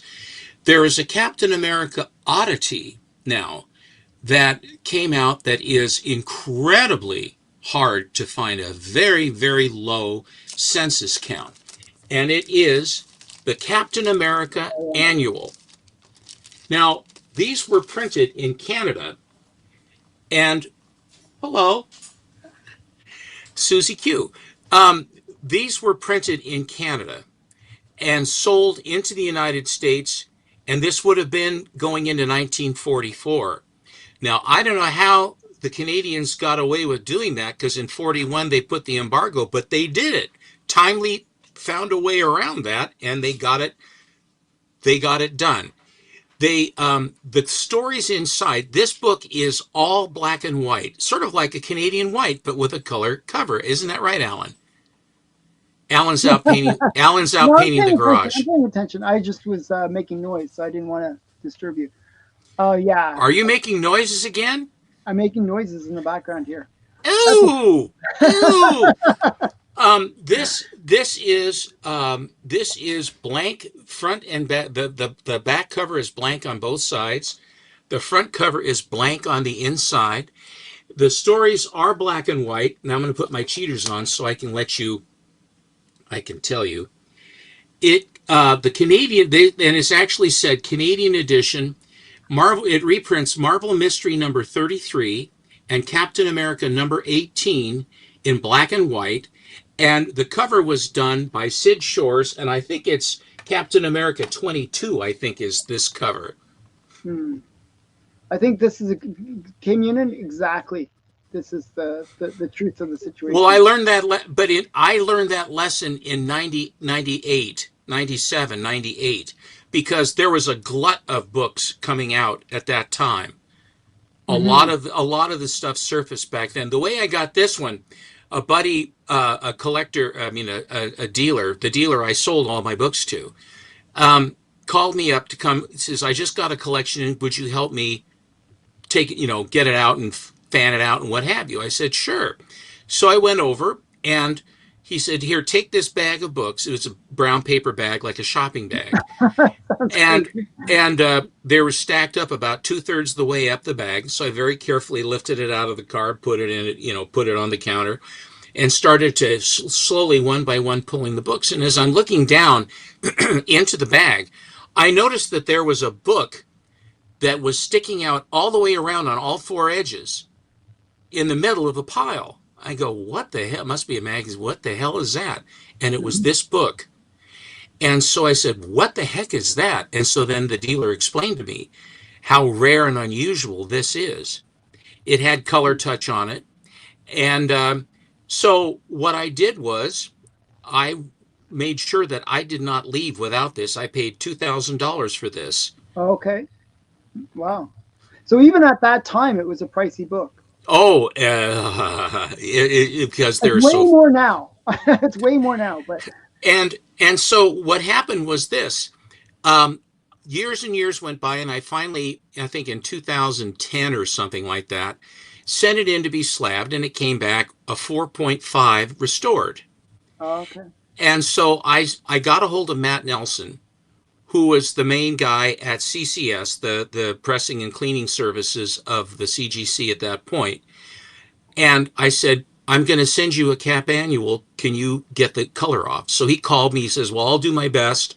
You may see some white up on the spine. I said, I don't care if I can get a blue label. He said, well, I think it looks to me like about a 3, even at that, which is a really high grade for this book. And I said, okay, let's go. And I ended up, he was as good as his word. I got the 3. And all the restoration was removed. And so this is another book that I cannot replace. Wow. Yeah, it's a great book. Um, it's the kind of thing where, uh, ladies and gentlemen, you will. There are times when you are offered something, like if you go to a convention or something, and you have a book in front of you, and you say, well, I don't want to commit to it. Like you walk into a con, you turn a corner and here are some books. And you say, okay, I'm interested in that. They want a little bit too much money. I'll come back later on and I'll go get it. Well, you go back a little later on, and of course, the book is gone. Hmm. All right. And so that happened to me. I was trying to be frugal, and I ended up just shooting myself in the foot. And so my axiom is that when you walk into a con, it's a target of opportunity when you have a book. If it's a rare book or a tough book, understand that there's a very good chance you're not going to see that book again. And I've had many the time. And so what I did from then on is that if I was looking for a book and it just happens that I found it in the first table I go to, I will hold the book in my hand until I'm absolutely certain that I'm going to put it down before I do that. And Hmm. I can't tell, I've had at least 3 or 4 times on a bigger book, and I had a guy right behind me breathing Yeah, on me breathing on your neck. Yeah. that you're gonna buy that. Sometimes they'll say, "Are you gonna buy that?" And I said, "Well, I don't know yet." Oh, okay. So they're standing there waiting. So I know that guy's gonna buy it. If I put it down, he's gonna grab it. Yeah. So I'm looking at it, not to RF the guy. I mean, not to be mean, but I mean I've got to make sure that this is the one I want. Hmm. So what I did was this with the target of opportunity. If the thing presents itself to you whenever it presents it, if it's the first book you see or if it's on the Sunday late in the day and you're trying to get a deal and it shows up, much more better for you. But if it's at the front end of the convention, you got to understand that if it's a rare book, you got to strike if you're going to go. Otherwise, be satisfied that you ain't going to get it. I did that a couple of times, and that was enough for me. So I always hold on to them until I'm absolutely certain. So when you are in a con or something like that, I urge you to follow that. And then the other half of that axiom, the corollary to that axiom, is that if you can hold your books, hold them, because the appreciation is our Yeah. friend. And over the years, if you look at these books that I bought back in the 90s and the early 2000s, they're books that that number of years of appreciation have changed. The firmament has changed in comic book collecting since I started. It really has changed so much because the level of information, how many are there, when were they produced, when were they first on sale with by from the copyright office, right there. How Hmm. many are available? What is the price range? What is the price history? All of these things are available to you, and eBay and my comic shop, and they're all coming out, and auctions and dealers that it is such a different thing now. And because of that, what has happened is in the last downturn that we had after the crash after COVID, the marketplace, the number of books that have been, because people were hurting and comics are a luxury, it's these books have been coming out. Hmm. So it's been for the last 5 years, 4 years anyway. I've said this a lot of times. Hmm. I'm seeing books that I didn't even see in the 90s. I'm seeing Yeah. books, and here's another one that exactly like that. I had a copy of this book, and it was another one of the ones that I regretted selling after I sold it. I was so happy to have it, but the problem was I in my collecting of Golden Age books, I have come to my collecting desires have shifted that unless the book has a beautiful color strike, I generally will not buy it. I have to have nice colors and have the book look nice inside the slab or raw. Because if you're gonna drop a lot of coin, for example, that Brenda Starr that I showed you, there was a 7.0 that was about the same, just a hair more expensive than the 6.5. But the colors on the 7.0 of the Brenda Star 14 were faded, Well, where the 6 that's the same thing I did with my Brenda Star, like where I bought the better looking one, not the maybe not the don't. better grade, but So better looking one. structurally, the book was a higher grade, but the presentation of the book to you and the presentation of the book is not as good because it doesn't have the color. It doesn't Hmm. strike you. It doesn't present well. So this book that I had, I sold because it was quite faded and it had a certain amount of damage around it, and I just kept looking at it. And my problem is with me, if there is a defect in the book that is glaring, whenever I look at that book, my eye goes right to Buy the book, not the grade. Who says that? Everybody says that. It seems like Who says that? I think everybody. that's I think I may keep that, John. Thank you. I Mhm. might use that again. Um, I ended up finding a beautiful copy of that same book. This is another book that I got through Yaniv, Mhm. who found this for me. And I believe this was one that I saw on the his board at a convention. And I Yeah, said, "Oh my God!" I said, "Do you still have that? Yeah. Are you interested?" Yes, yes. Oh, you that's know. why I love when they, you see these videos where they're walking through the convention thing, and they'll just show like a wall, and then you see one book, and you go like, "Oh, that book! I want that book."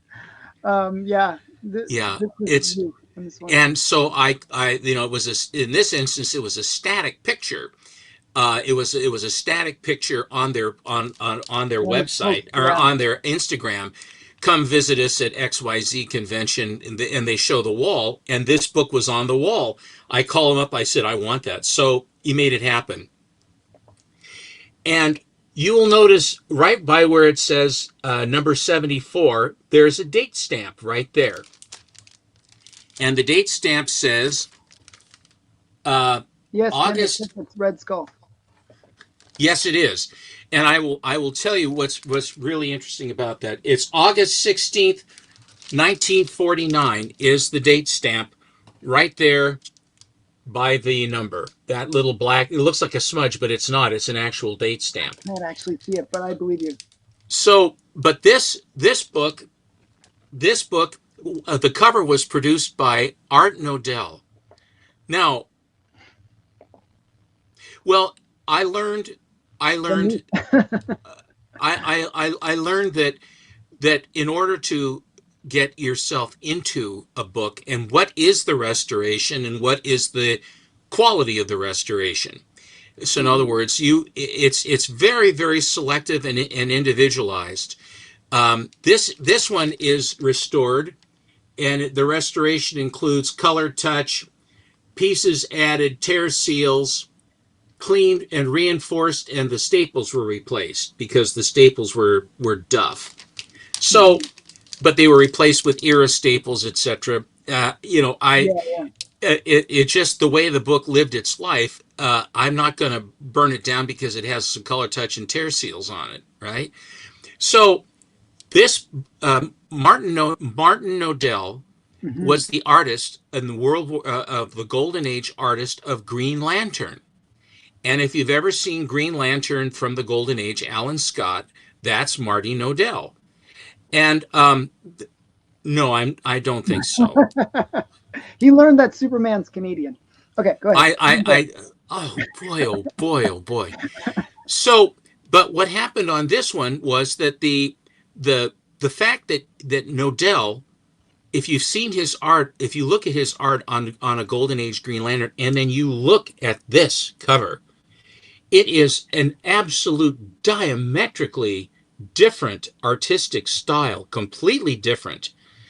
And in 1995, when I became an advisor to the guide, Steve Jeppy, who had just bought out Overstreet Gemstone, he ended up taking us on, all of us new advisors and the existing advisors, and we went down and he put us on a bus and we drove down to New York from Timonium, Maryland.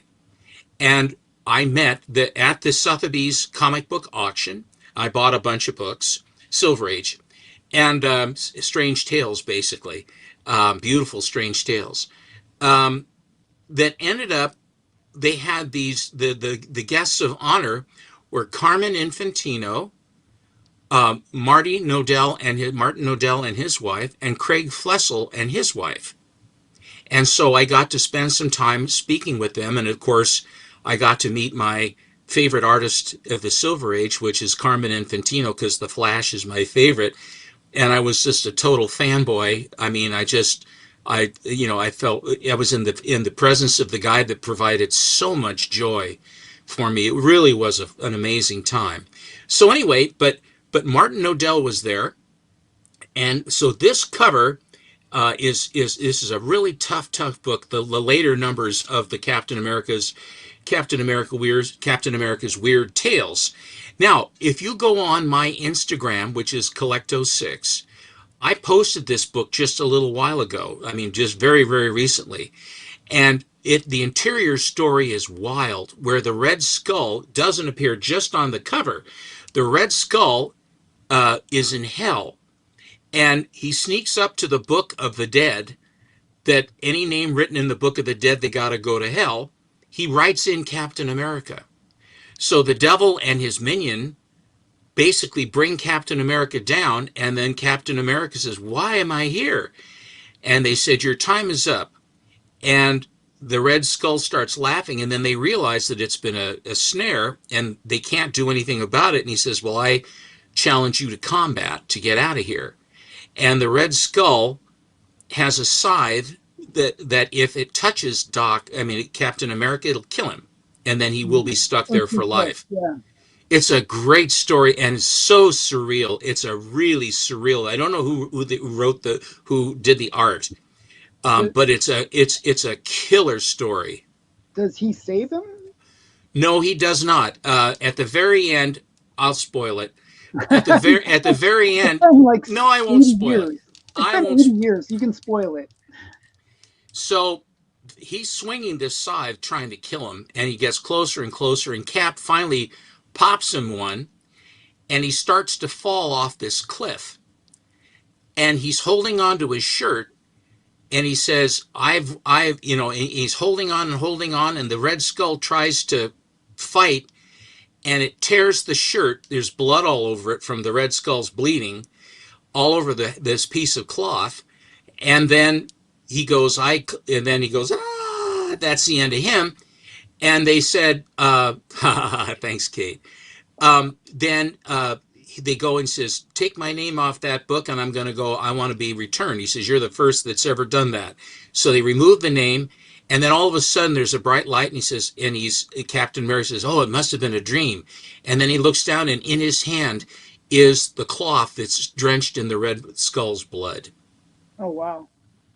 So it's a great story, but the cover, oh my God, the cover on this is just to die It, for. I think it's known as the best Red Skull cover. I think it's, yeah. I concur. Yeah, yeah. I am down to my last three books. These are what you would call super grails, Yes. and I will start with the first one that I got. It was on Yeah. that's my comic shop to the uninformed. This one was in my shopping cart, by the way. Ladies and gentlemen, it's only fair to tell you that all of the books in the firmament are in Alan's cart. Whether there is a cart or there isn't a cart, they are in Alan's cart. And I couldn't believe that this was for sale. And I jumped on it because I've tried many times to purchase this book, and it always was too expensive. Yeah. I bought a Amazing Fantasy 15 in 6.5, and I bought Incredible Hulk in 7.5 white pager. The combination of those two books at the time I bought them was not even half as much as a low grade book of the one I just got, and this is Batman #1. This has very minimal restoration. And one of the things that you will find on these big super grails is that a very high percentage of the books are restored. And there is a reason why. Because in the day, the year 2000, when they started to slab books, up until that point, the paper conservation was going on. So that when you ever bought a big book like this, the first thing that you did, you would send it to a paper conservator to stabilize the book and to basically protect it, conserve it. And the method in which they use to clean these books is now not acceptable. So if it's cleaned with vinegar and water or distilled water and whatever, it says, well, that's not the prescribed fashion, dry cleaning that we do now. Mhm. So if it's cleaned in the non-prescribed method, which is good for neutralizes the acid in the paper and Yeah. everything else like it's supposed to do, you get a purple label. It isn't fair, but that's Mhm. just what it is. Now, this particular book has a remarkably deep color strike. And the reason why is this. When these books were printed at the beginning of the print run, generally speaking, all of the inks that are being used are at full capacity or very near. And as the print run goes, depending on how much of the different colors are called for in the printing, the colors will sometimes get lesser and lesser and lesser. You'll see this in Fiction House where a red cover turns into an orange cover. I mean, as new. Yeah, yeah, It's yeah. this. This is just. And remember, ladies and gentlemen, these are not leather-bound Gutenberg Bibles. What these are disposable 10-cent funny books, and they crank these things out like no tomorrow. And so the idea that it's remarkable that they are as nice as they are, to be honest with you. So, what I didn't know when I bought this book was if you'll notice up at the top, it says no one. There is no dot. There's a missing dot. Now, the dot would go next to the one, not to the no. It's odd, but that's the way Mhm. they did it. And I think that they got it kind of turned around because none of the rest of them are like that in the run of Batman, the early bats. But this one, they started printing it without the dot, realized that the dot was missing. They stopped the press, they fixed it, and then they started them up again. So it's a single print run, but it's just that it was just the very, very first of the run had no dot. And so by and large, any Batman #1 that doesn't have the dot, almost without exception, has a beautiful color strike on it. And this one is just breathtaking. And so it's a 5.5, and there are 3 levels of restoration: A, B, and C. A is professional, B is semi-professional, and C is amateur. And this is an A, professional, and it's 3, moderate. And that's because there was enough stuff done that they called it moderate rather than less than moderate. So that's this one. And it turns out I went through all of the pictured books on Go Collect of Batman #1, and I found from that, and there was a bunch of them there. There were almost all of them are there. The sales pictures, and because they're big books, that there's 7% of the print run is without a dot. So Yeah. 7% of the entire print run at the beginning was of the no dot. I think they So, must have realized pretty early on that they wanted that dot for whatever reason, and then they stopped the press and then started printing them again with the dot. but this is one that I never thought I would be able to get, and it's a thing of beauty. I already had 2 through, and then I've managed to add a few other books over the years from my. I mean, I've been collecting. I was going to collect a DC title, and I thought, what am I more fun, All Star, Superman, Batman, Detective, Action. What do you got? Flash. What are you going to do? And Batman was the one that got me the most. And I liked the Batman covers on the Batman book rather than Detective better. So that's why I went with Batman. And so I've, over the years, and I've shown them here before, I have 1 through 11, and I'm missing 8 and 10 because I don't really aspire to either one of those covers. 8 is the Infinity cover, and 10 is the one with Batman and Robin waving up from the drawing board. That, Yeah. that doesn't appear to be very heroic to me, and I prefer a certain level of heroic posturing or whatever. So that's what I did on that. So that is the first Super Grail I got. Next, next is one that I had no idea was going to come my way by Jordan Seymour, great guy. just like Yaniv, both of those guys. Jordan Seymour is Semper Fi Comics. Yaniv is Stray Flexen. Hmm. Those are their handles. Um, I ended up getting Captain America #1. Yeah, it's such a great book. This was on a farm in Iowa for decades, sitting there. Was discovered. They had an estate sale. They discovered it. A guy got it from the guy that found it. Then the guy bought the book and then held it for a while, and then finally had it restored. And he had it for a long time, and then he sold it to Yaniv, and then Yaniv sold it to Jordan, and then from Jordan it went to me. This is the first cover appearance of Adolf Hitler, and he's named Adolf Hitler by name. Hmm. And this is from December of 1940 is when Yeah, this book came out. So a full year before Pearl Harbor. yeah. And there was no squawk. Martin Nodell said okay for Simon and Kirby to do this. I mean, this is like America literally punching Hitler in the face. It's almost a declaration of war. I really feel like that with this book. I What ended up happening is this: when I got this one and the next book I have, it was a matter of by holding my books and being finicky what I bought years ago, consistently from '89, literally. The books that I bought did not have many considerations at all. In other words, I wanted to have books that had nice color strikes and were nice, healthy books as much as I could. The best I could buy and afford, that I could find and or afford.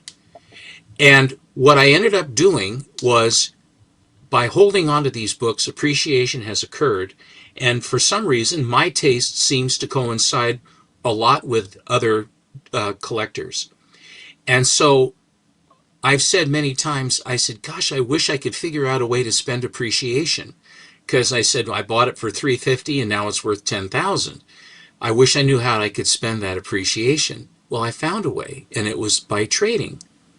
And so, but if you're going to get something good, you've got to give something good. I mean, that's the only way it's going to work, or a dealer won't. There's no reason. I mean, giving them reams and reams and reams and rooms full of Turok #1s, even the gold foil, is not going to cut it because it take them for years to sell to get their money out for the book that they gave to you. So it has to be something that is relatively liquid and ones that they then would want. And so both Jordan Seymour, when he sold me this one, went shopping, and that's where my AF-15 and my Hulk 1 and some other stuff went to, and my Phantom Lady 17, I think, also went for Hmm. this one. And No, that didn't go then. It went later. But anyway, Yep. but this was actually, I'll tell you what, this was all of my Bronze Age keys. I had all the big I bronze think you books gave in up Moon Knight's first appearance, a bunch of big books. Yeah. all of the big bronze keys. I had a 9.6 white page Hulk 181. I had nine twos and 9.4s and 9.6s of all the Punisher, Moon Knight, all those other ones. All of those went, and then Hmm. AF-15 and then Hulk 1 through 6, and that put me into the market for this because there was enough value in those. So those all turned into this one book. Hmm. And the rest of the stuff was other books that I had that went away for this one. This is another one that I never thought I would get. Since Batman is my favorite, after I got Batman 1 and then Captain America 1 just dropped into my lap, and I was able to effect the deal that was agreeable to Jordan. Yaniv, I was asking him, there's this one other book out of the top grails that we have in our hobby. It's Action 1, Detective 27, Superman 1, Batman 1, Marvel Comics 1, Captain America 1, and I would argue that Weird Tales Captain America should be up in there somewhere as well. I mean, as far as a really tough book. Hmm. But another book that's right up at the top and should be right, if not a half step or a 15th of a step down, Hmm. is Detective Comics number 31. Yeah. This is the definitive image of the Batman. This is the definitive concept in a cover that's it has him looking down at the miscreant, and vigilante justice is going to occur for the death of his parents, and he will visit it on him. There ain't no joking around about it. It's coming.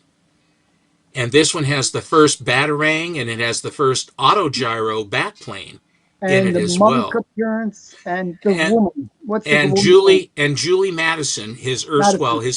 his first fiance. So Mm. this book was a remarkable Oh experience. wow, that's right. AG has your Phantom Lady 17. Thanks, AG. So my Phantom Lady 17 and a bunch of other stuff went away to get this as well. I traded, and so by buying carefully and buying the best you can get and holding on to them, it will serve you in good stead.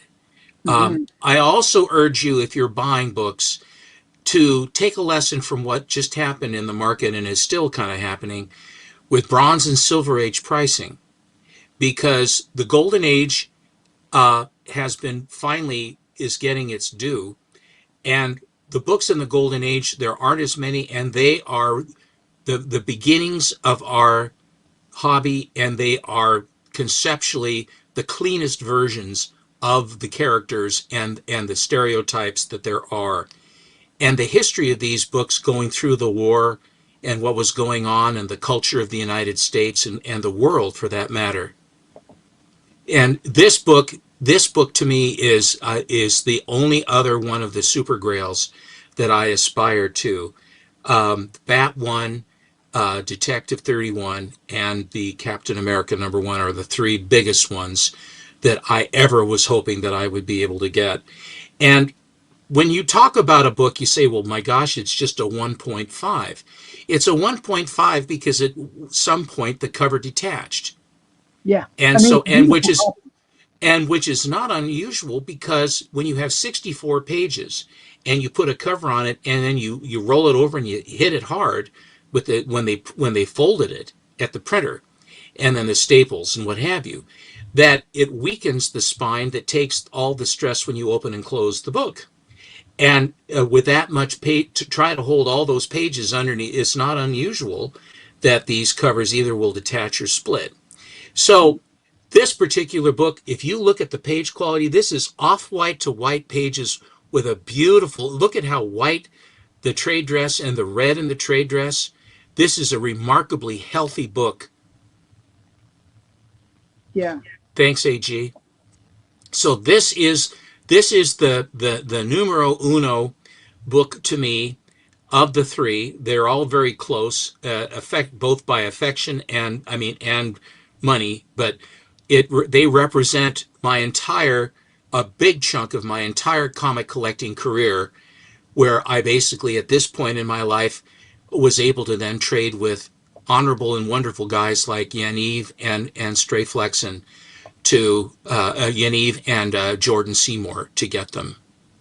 And this I that's a hard question because it would depend on what the book looks like. There is an onus to being conserved, because if it was cleaned in the improper fashion, that's my Superman 17 is conserved because it was cleaned before 2000 to protect it. It all they did was clean whatever guck and dirt was on it, and I got a conserve because of that. So it is what it is. Those are individual choices that you make. I had no qualms buying the restored Batman number one because of what it was, and then it turned out to be it was a surprise what a find it was because it was a no dot version. But this book and the Cap one are they're the ones I never thought I would have, any of the three of these. And so those are the biggest, these are the biggest books that I have at this instant. All of the mile highs that I have are raw, and so they're all most all of mine are. I have some. There are some Bullet Mans I could have shown. There are some Pep comics and Master comics I could have shown. I have all the rest of the Captain Americas and all the rest of the Batmans I could have shown. But in order to give a proper flavor to where I am, and here are a lot of the runners up. A lot of these are books. This Witchcraft was so tough. That's the highest graded Archie Comics number 50 that there is. That's Wow. the highest grade. I have a beautiful copy of Fair 40, and of course I have the Fair 39. This is a very high grade copy of this beautiful It Tickles cover. The machine gun cover for Dynamic, which there are 13 of those, I think. Not 13, there's very, very few of those. Yeah. This one was a restored, I mean, not restored, this was cleaned and pressed, and I got a 6.5 on it. Airbrush cover of Schomburg, another one. The Lady That's Crazed, the poor woman that's going to get burned, hot poker in the eye. Starlet O'Hara by Dan DeCarlo, which is fun, and then Murderous Gangsters and Flying Jenny. Good stuff. So that's me, and I now relinquish to Alan. Okay, so you made it very tough for me to follow, but I'll try to do my best just to kind of follow that. My last 10 have kind of. I wanted the Wonder Woman just to be out of the way in terms of like showing them first. I just want, because everyone knows that I have those, but I kind of want to show some that I don't necessarily show that often that are actually quite big books in my collection. This next one is Witch's Tales number 25. Um, this book actually used to be even more of a bigger book, but it's a classic pre-code horror cover. You got the decapitation cover, head in a. I love these ones where it's a head in a bell kind of thing. It's like just so extreme. Um, and you got this little mouse there and everything. It's such a classic cover. This is I believe it's Lee Elias. No, it's a Howard Nordstrom cover, and it's just classic pre-code horror. I mean, this is right at the end of the pre-code horror era, where they were just trying to one-up each other in terms of going extreme, and this is pretty extreme. The blood splattering as it's swinging around in the bell. It's just a really great, a really great pre-code horror cover. And this is from Harvey. I mean, I just showed Little Dot number 1, which is another Harvey book. I mean, it's amazing how extreme they were, going from like kids books to like these pre-code horror books. So that's the first of my last 10. The next one is one that actually I have to really say that Stephen was the reason why I bought this book. One sec here. Thank you very much, Matt.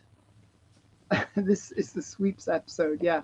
Yeah, we're really, that actually, just speaking to that, this video was really inspired because of the Comic Book Community Awards.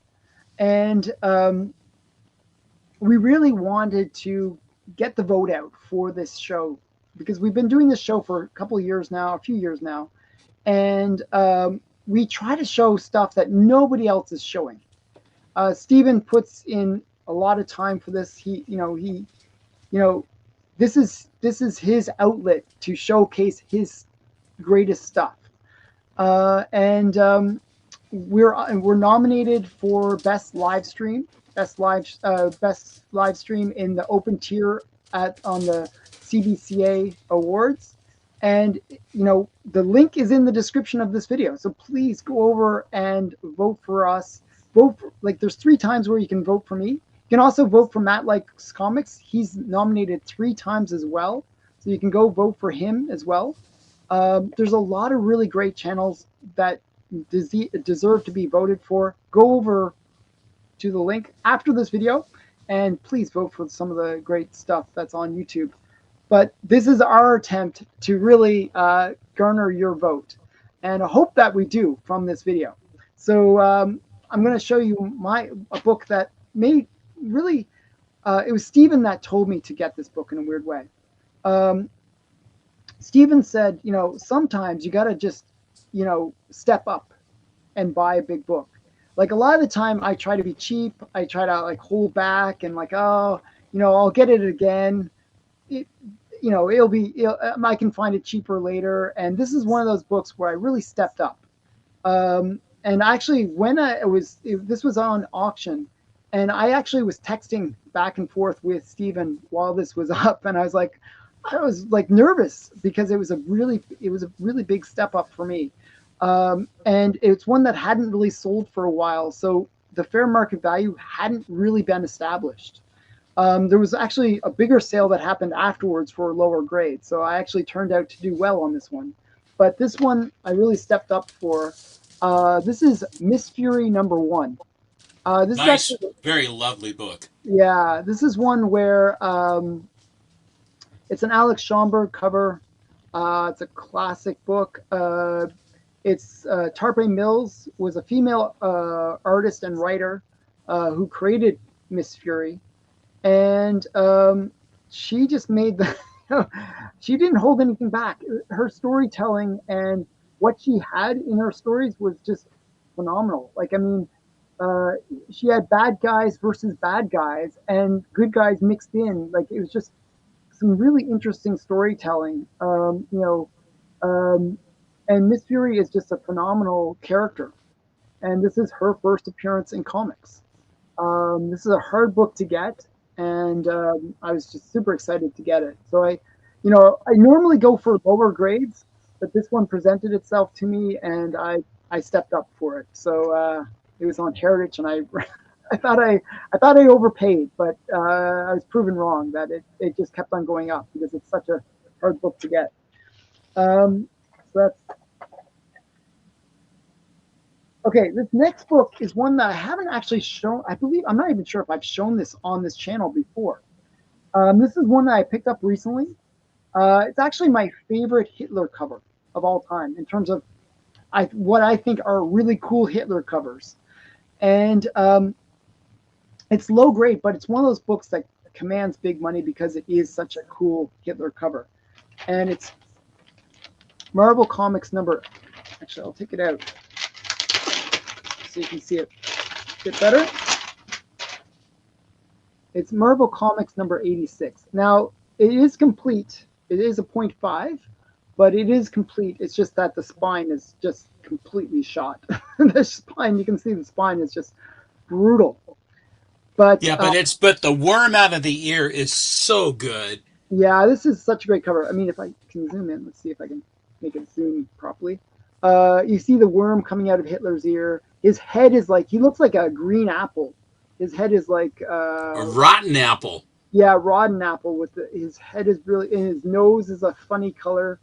And it's like, he's got this throne made out of skulls and bones. You got the, What a great guy. yeah, Do you see the cadavers? Do you see the zombie, the German yeah. zombies up? No, above, up Oh, above. yeah, yeah, yeah, yeah. The German See all the zombies up zombies top. shooting at him? This is an Alex Schomburg cover as well. Who Um, else? and this is, you got Toro and some girl, and they're about to get just like garburated in this like strange device here.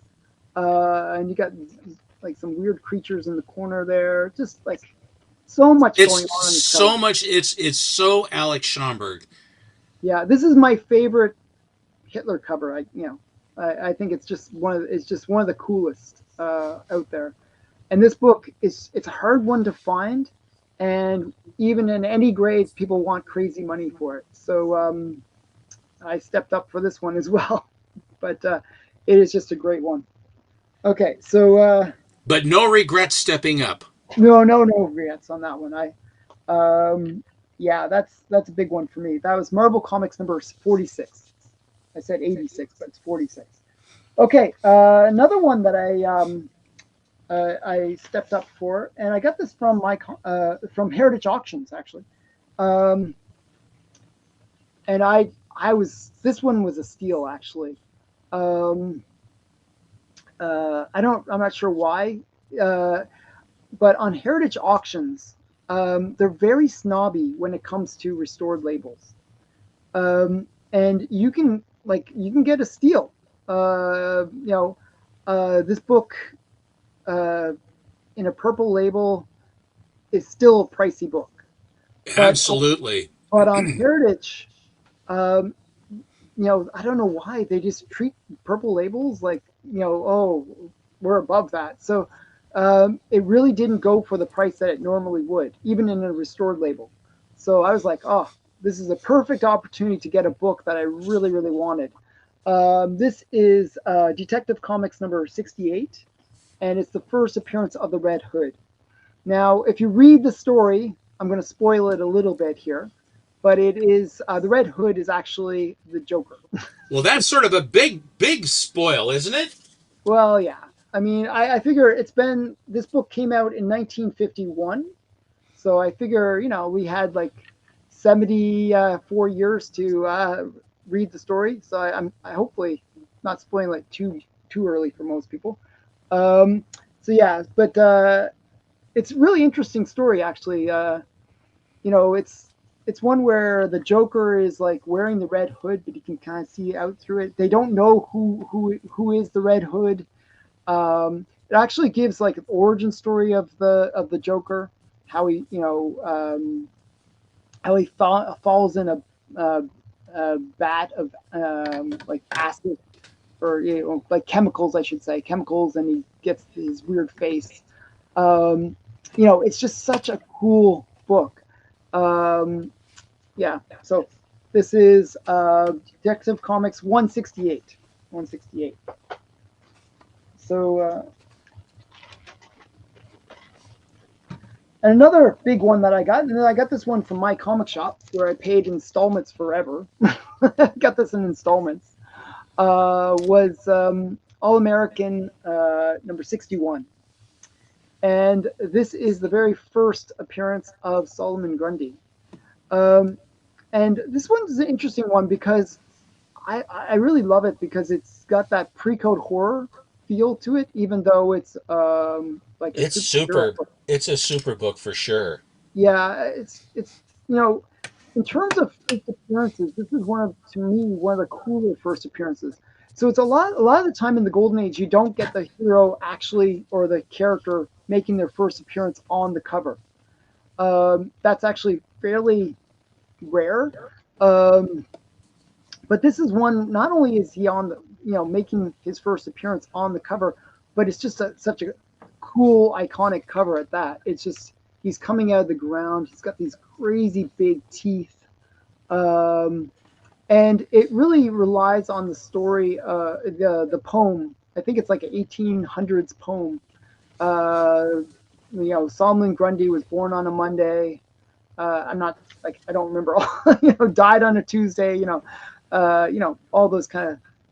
I'm not sure what the full poem, but but in this, he basically comes back from the dead, and he you know causes terror because he can't be killed, and he goes around like committing a bunch of crimes, and the Green Lantern has to stop him. So But he's partially made of wood. I mean, because yeah, he basically is yeah, like a swamp thing character, and where he yeah, is absorbed into the swamp, and then the swamp becomes him, and it just yeah, ugh, and rotting therefore, flesh. and if you know anything about Green Lantern in the Golden Age, his weakness is anything wood or anything. Yeah, I don't know why that's his weakness, but that is his weakness. But this is the poem. Solomon Grundy, born on Monday, christened on a Tuesday, married on a Wednesday, took ill on Thursday, worse on Friday, died on a Saturday, buried on a Sunday. And this is the end of Solomon Grundy. Thank you, Lau, by the way. Where's the DC logo on that comic? Underneath the trade dress on the left, just like, and it's the same thing that they do with Flash Comics. Yeah, Flash Comics does the same thing. They have it underneath down to the left of the trade dress. yeah. Even though this is an all-American comic, actually, right? They commingled the DC with All American until the end. Yeah. So this is like right at the end of, like near the end of the all-American era. Okay, so I'll go with this one next. Okay, my next big book, another one where I actually I was looking at a few copies of this book, but always the price was always insane. Um, and it's a book that I think has a really cool cover. But the reason I was chasing it was, for me, I like to go after this list of female characters. There's this list of 100 top 100 sexy female characters, and one of the top sexy female characters is Black Canary. And the Black Canary in the Golden Age and even to now is a pretty sexy character. I like, there was an Adam Hughes cover that really showcases her well. Uh, I'm just a big fan of the character. And I wanted to get her first appearance, but her first appearance is insane. It's just like such a hard book to get. And it just happened to come up on a Heritage Auctions. And I stepped up again and I managed to pick it up. Now, she is not on the cover of this book. She appears later on the cover, but this is to me a really cool cover. Anyways, it's let me take it out.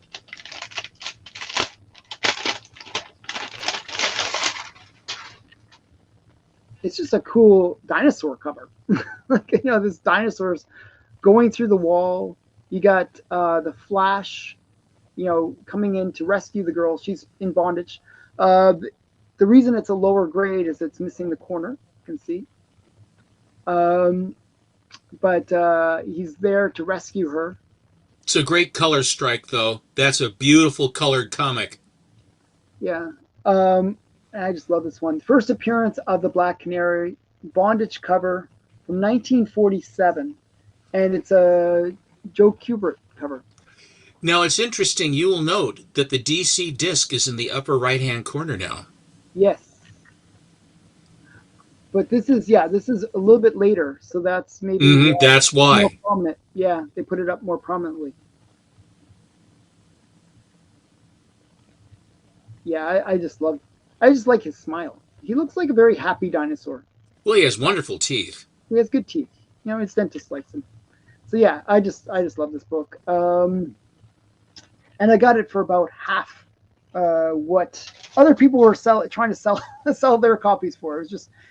It was insane how much like people wanted for that book. I don't. It's just such a great character.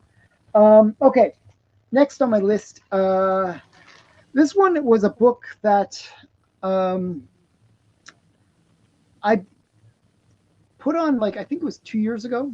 I put it on my top 10 wants of the year, and it was one where I kind of put it on the list knowing that I was going to get it.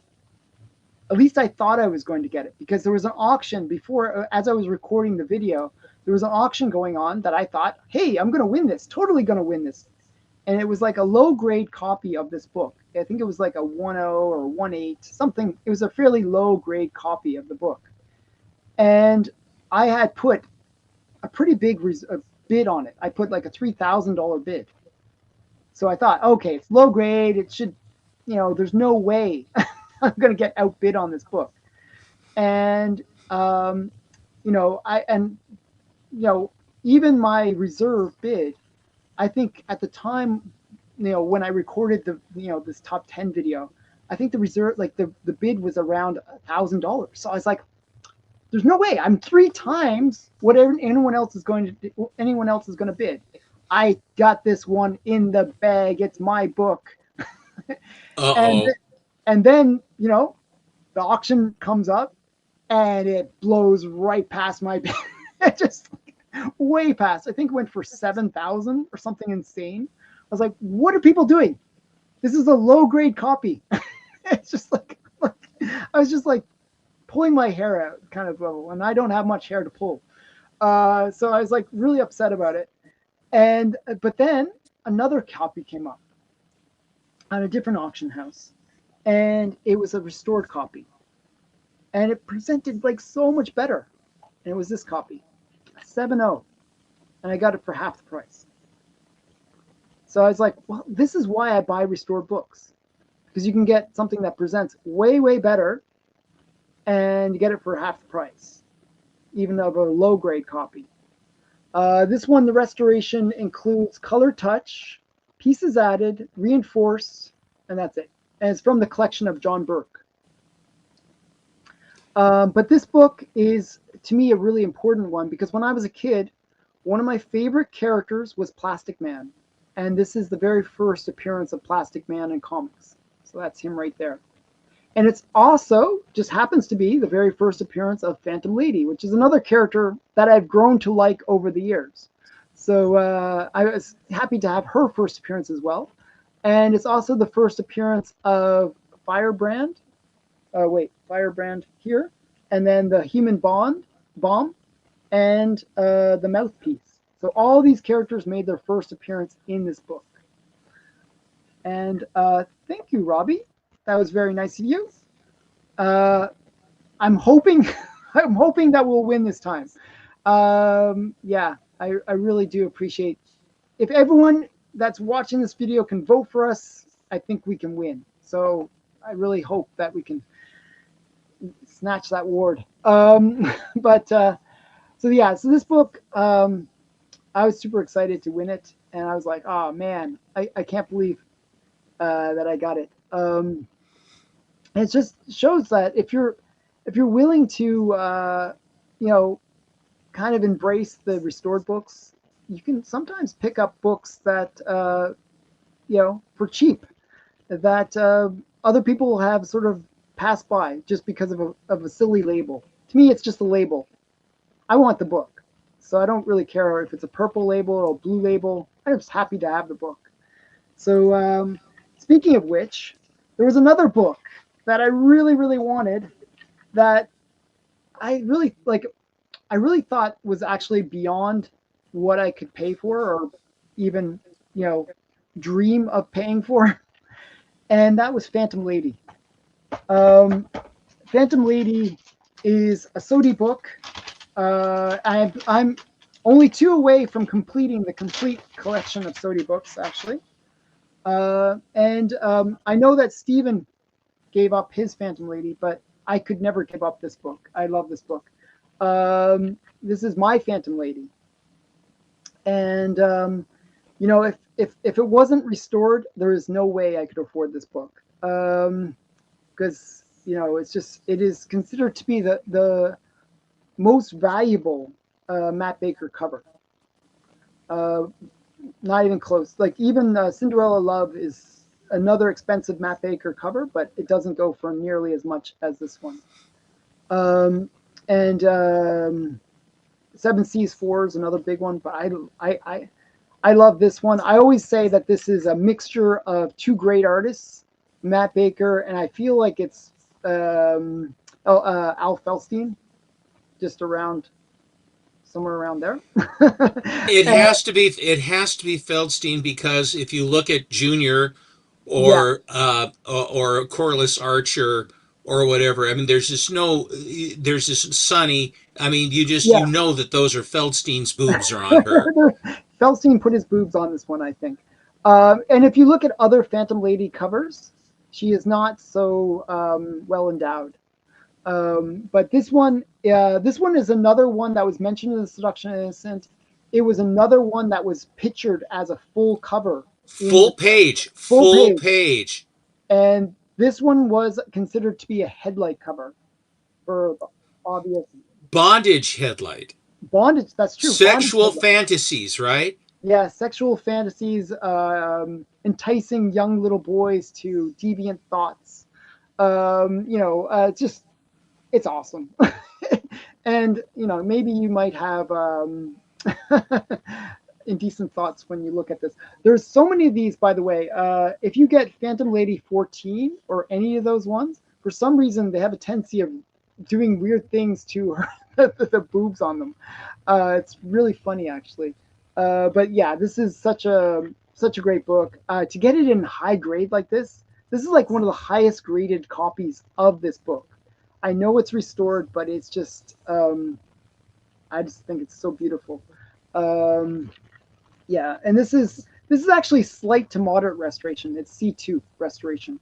It's a small amount of color touch on the cover. Spine split sealed to cover. Cover cleaned. Cover reinforced. Staples cleaned. So it's a cleaned copy as well. So that's why it's restored. Okay. Next big book, another restored book. So a lot of my bigger books, strangely, are restored. And this one, if Man Cave is still here, this was actually from the Man Cave collection. This is a book, actually, my next two books are both from the Man Cave collection. Um, so these are my last two. This one was from the Man Cave collection, and I got it for a reasonable deal because it is something I got through Yaniv, but it was part of Parm's collection. And it is my Detective 38. This is a book that, again, I never thought I could attain because I saw like a 1.0 copy, like a really crappy, like was it a 1.0 or a 0.5? I think it was a 0.5 blue label, and it sold for $10,000. I was like, what? Like, how am I ever gonna get like a decent copy of this book? Maybe I get like a coverless copy or something like that. But buying it restored, I was able to afford this book, and also buying it from somebody that was willing to take payments for like 6-7 months allowed me to get this book. And this is the very first appearance of Robin. And I just love this book because it's, Robin is literally jumping through the page to come out and say hello. Um, and this one is, it's interesting because this is the very first cover appearance of Robin and his first appearance. But from this book on, him and Batman are always paired together in the Golden Age. Whenever Batman's on the cover, Robin's with him. However, Robin actually makes more appearances on the cover of Golden Age books than Batman does, because sometimes in Star Spangled comics, Robin is by himself. So this is one of those interesting things where this starts the Robin on the cover of Batman titled books. So on Detective and on Batman proper. So yeah, just a classic book. I was really happy to get it. I love my first appearances, and to me, Robin is, though he is a sidekick, he is kind of an A-lister in terms of characters. So yeah, so and the cover is by Bob Kane and Jerry Robinson.